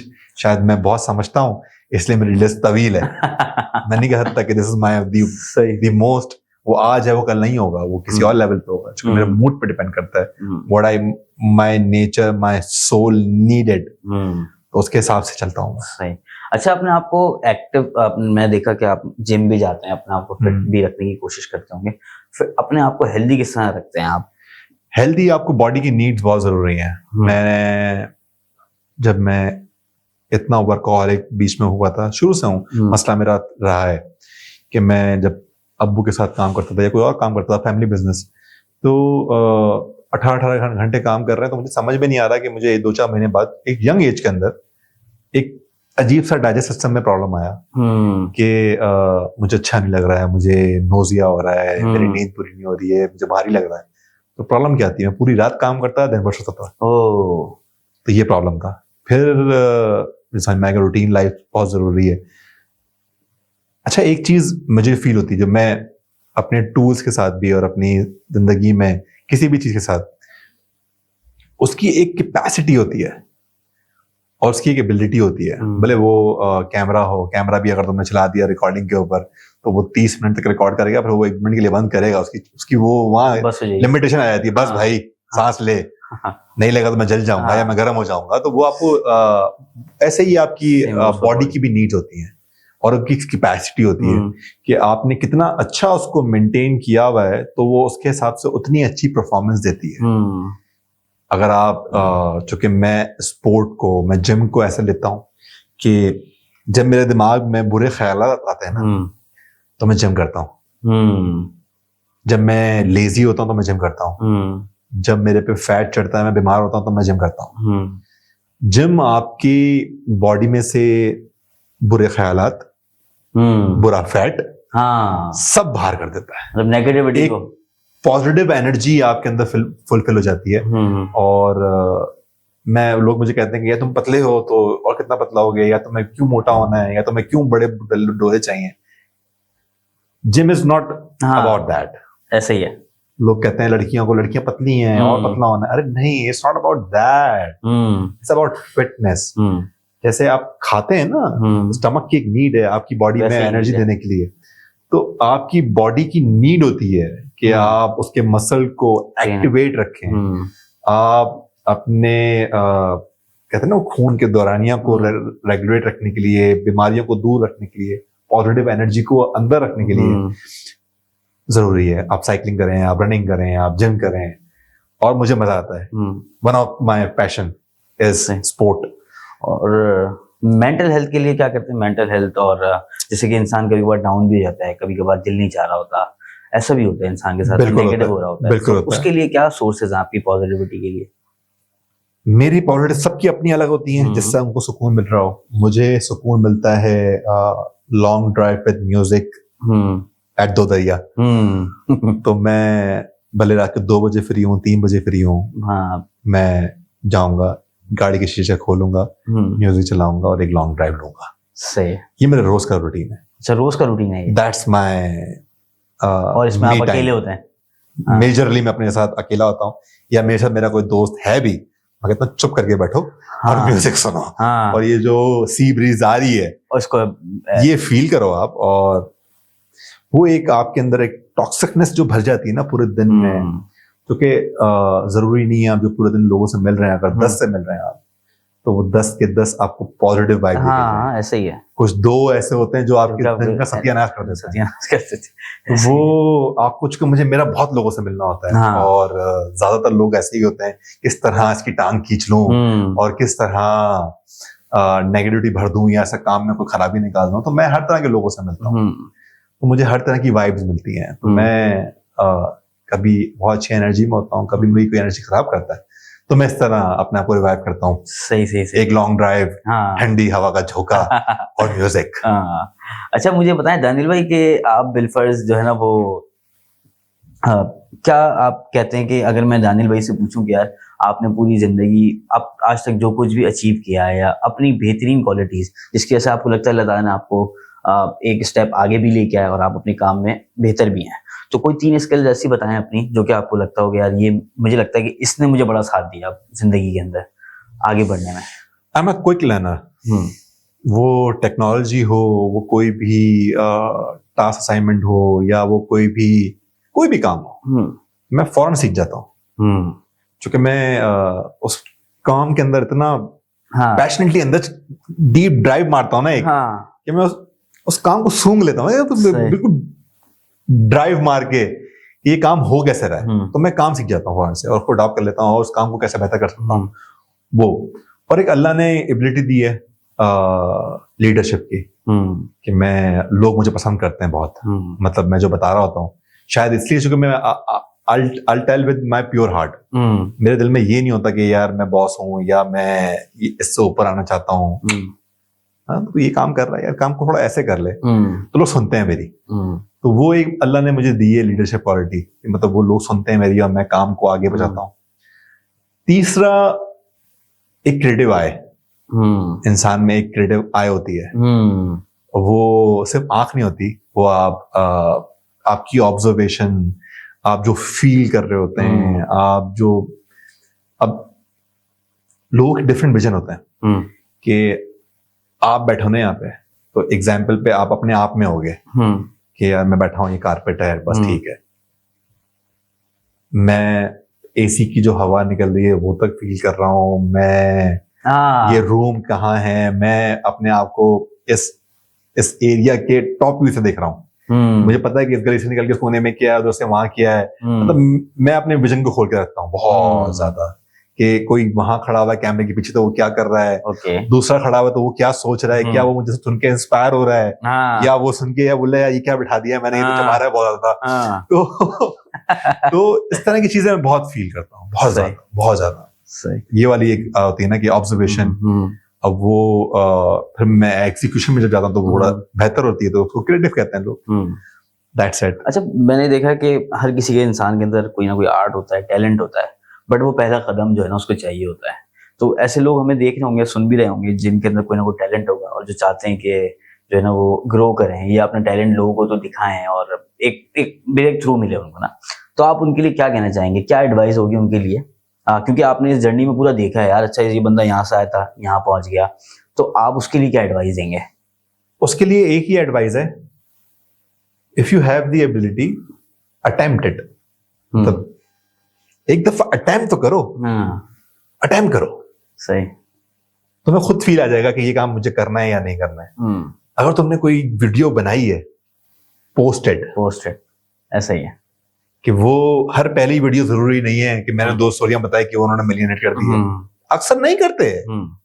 अक्सर मेरे और भी इनिशिएटिव्स हैं जो पहले क्लिक पे नहीं चलते, लेकिन वो स्लोली ग्रेजुअली बेहतर, और उसको सीखो कि किस तरह मुझे और बेहतर करना है। एनकेबी एचडी की पहली वीडियो अगर मैं देखोगे तुम अनबॉक्सिंग की, वो इतनी बेहतर नहीं है, लेकिन आज वो दुनिया में टेक्नोलॉजी की मतलब वो हिज किंग, मैं उसको फॉलो करता हूँ, मतलब ही इज अ किंग, कि वो उस टेक्नोलॉजी में रिव्यूइंग के अंदर ही इज बेस्ट, लेकिन उसकी वो पहली वीडियो बेस्ट नहीं थी। तो पहला कदम आपने लेना है। मुझे मैं लोगों को बहुत सिखाता हूं, समझाता हूं कि ट्राई करो, अटेम्प्ट करो, देना ना देना फिर वो एक अल्लाह के हाथ में, लेकिन अटेम्प्ट तो करो। लोग कहते हैं कि नसीब में होगा तो मिलेगा, मैंने कहा नहीं, बिल्कुल भी नहीं। अल्लाह कहता है कि तुम अपनी तरफ से पूरी कोशिश कर दो, जान लगा दो, फिर उसमें तवक्कुल करना कि फिर देना ना देना अल्लाह के हाथ में। लेकिन तुम कहो कि नहीं मैं कमरे में बैठा हूं और मुझे मिल जाए, मैं रोटी दिए तो अल्लाह आसमान से उतारे, बेटा फिर तो आ रही है तेरे पास। अच्छा, इंसान की जिंदगी का सबसे अहम मुझे लगता है कि इंसान एक जगह से दूसरी जगह पे पहुंचता है उसके डिसीजंस की बुनियाद के ऊपर। वो डिसीजंस कैसे ले रहा है उसकी बुनियाद पे वो कहीं ना कहीं पहुंचेगा आगे। तो आपके कोई एल्गोरिथम है, कोई भी डिसीजन लेते हैं, क्योंकि कोई भी बड़ा इंसान अपना डिसीजंस की वजह से होता है, या कोई भी बड़ा काम भी डिसीजंस की वजह से होता है। तो आपके क्या एल्गोरिथम है? कोई भी डिसीजन लेते हैं या कोई भी अपॉर्चुनिटी आती है, आप कहते हैं इसको मैं इस तरह करता हूँ, तो वो डिसीजन जो है वो एबिलिटी आपकी किस तरह की है, कैसे लेते हैं आप? ये भी शायद गॉड गिफ्टेड है। मैं डिसीजन अच्छा क्लिक्स पर, मतलब मुझे फौरन वाइब आ जाती है ये काम करना चाहिए और ये नहीं, सही। तो मैं अक्सर और बेशतर बहुत जल्दी डिसीजन देता हूँ, बहुत जल्दी। मुझे समझ में आ जाता है कि ये काम होना चाहिए और ये काम नहीं होना चाहिए। सही। तो वो वाली एबिलिटी है, और कभी भी रिग्रेट नहीं करता मैं अपना डिसीजन लेने के बाद। मैं कोई भी फैसला करता हूँ तो मैं पहले उसकी पूरी कोशिश करता हूँ कि वो डिसीजन को मैं सही बना दूं। सही। अक्सर ऐसा होता है कि आप वो डिसीजन अपना 100% आपकी फेवर में नहीं होता, लेकिन उस डिसीजन को मैं जब भी मैं कोई टाइम ले लेता हूँ, उस डिसीजन को सक्सेसफुल बनाना है, ये फिर मेरा काम है। ये पूरी कोशिश करता हूँ कि जो मैंने पहले फैसला लिया है ये मेरी लाइफ में कोई भी अच्छी चीज ही छोड़ के जाए। लेकिन मुझे लगता है कि नहीं, दैट्स नॉट गुड, ये अब ये फैसला लेने के बाद ये दिस इज नॉट गुड, वहीं मैं इसको रोक के यूटर्न ले लेता हूँ। और इसमें कोई बुराई नहीं है यूटर्न लेने में, इसमें आपको सड़ियल नहीं होना चाहिए, हाँ, या ईगोइस्टिक नहीं होना चाहिए। दैट्स माय डिसीजन और ये मैं ऐसे ही करूंगा, नहीं। आपको पता चल जाता है कि यार ये फैसला जो मैंने किया है ये गलत है, इसको मुझे चेंज करना चाहिए, और उससे मैं सीखता हूँ कि इस जगह पे मैंने ये फैसले लिए तो ये ठीक नहीं थी मेरी जिंदगी के लिए, तो मैं आगे उनसे और बेहतर लूंगा। और बाकी वही ऑब्जर्वेशन बाकी सही। अच्छा, मैं अब इसको क्योंकि आपका भी टाइम बड़ा अहम है और आज आपने वक्त दिया, तो कंक्लूजन में आपसे चाहूंगा कि कुछ कंक्लूजन में आप बताएं कि आखिरी आपका, क्योंकि पहला पॉडकास्ट भी है ना, तो मुझे पता लगा कि आपने मुझे बताया कि अब तक किसी पॉडकास्ट में आप गई नहीं, ऑल्दो आपको इनविटेशन भी मिली, तो आपके कंक्लूसिव वर्ड्स क्या होंगे आज के? कि एक चीज और ऐड कर देता हूँ, कंक्लूसिव वर्ड्स जो कि हमारा पर्पस ये है कि ऑडियंस जब भी कोई चीज ऐसी देखे तो कुछ एक्शनेबल अपने एक्शन आइटम्स बनाए, अपनी जिंदगी में प्रैक्टिकली इंप्लीमेंट करे। तो उसके हवाले से क्या कंक्लूजन देने चाहेंगे जो कि आज से ही कोई भी देख रहा हो हमें तो स्टार्ट कर दे अपने जिंदगी को बेहतर करने के लिए? सबसे पहले जिंदगी में कभी वो काम नहीं करो जो कोई और देखना चाहता है। मतलब हमेशा वो चीज चूज करना जो तुम करना चाहो। मतलब कोई अच्छा चाहता है कि आप इंजीनियर बन जाएं, तो आप इंजीनियर ना बने क्योंकि कोई और चाहता है।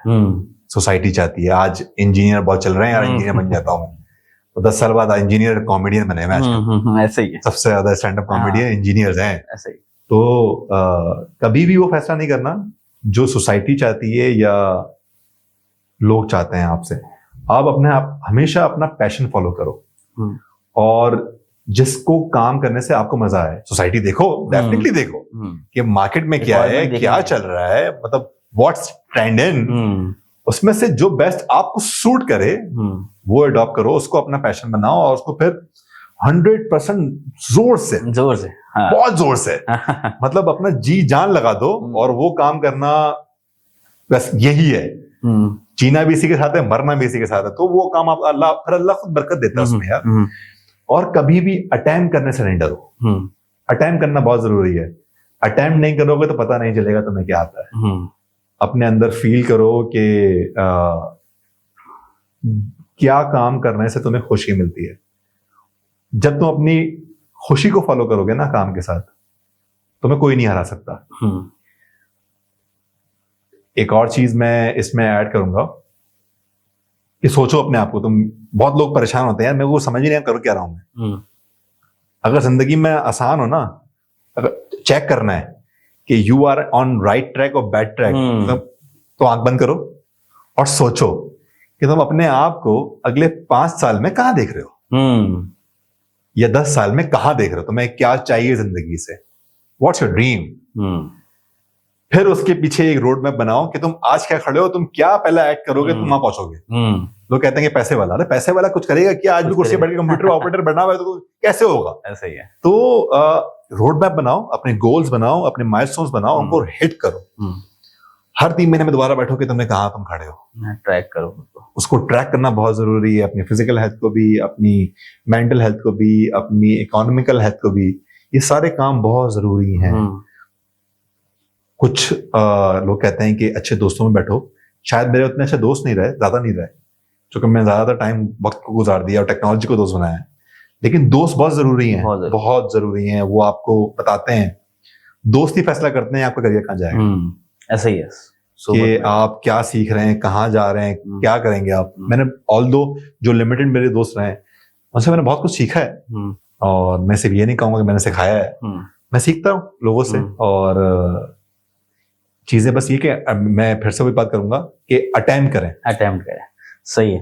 अच्छा, आप पहली दफा आए हमारे पास, हमने बात भी करी। मेरी बैठक की एक एनर्जी है और मेरी हमेशा कोशिश रहती है, मैं बिलीव करता हूँ एनर्जी के ऊपर कि जब दो लोग बैठते हैं आपस में बात करते हैं तो एक एनर्जी का एक्सचेंज होता है, तो उसमें मजा आ रहा होता है बातचीत के अंदर। तो मैं यहाँ पे बिल्कुल मेंशन करना चाहूंगा कि ये मेरा वन ऑफ द बेस्ट जो है ना, एक खास तौर पे फीलिंग वाइज अगर मैं बात करूँ, बंदा कनेक्ट करता है। तो आप क्या कहना चाहेंगे इस पूरे, मैंने आपको इसके बारे में, विजन के बारे में बताया था, मैं बताया था कि यार हम ये करना चाहते हैं, सही ना, और अपने हिसाब से हम बस जो कर रहे हैं वो करेंगे, बाकी अल्लाह ताला देखते हैं क्या जो है ना वो हमारे लिए बेहतर समझते हैं। तो इस पूरी एनर्जी के लिए, इस पूरी मेरी बैठक के लिए आप क्या कहना चाहेंगे? मुझे पहले ही बहुत सारे इन्विटेशन है, मैंने पहले ही बताया।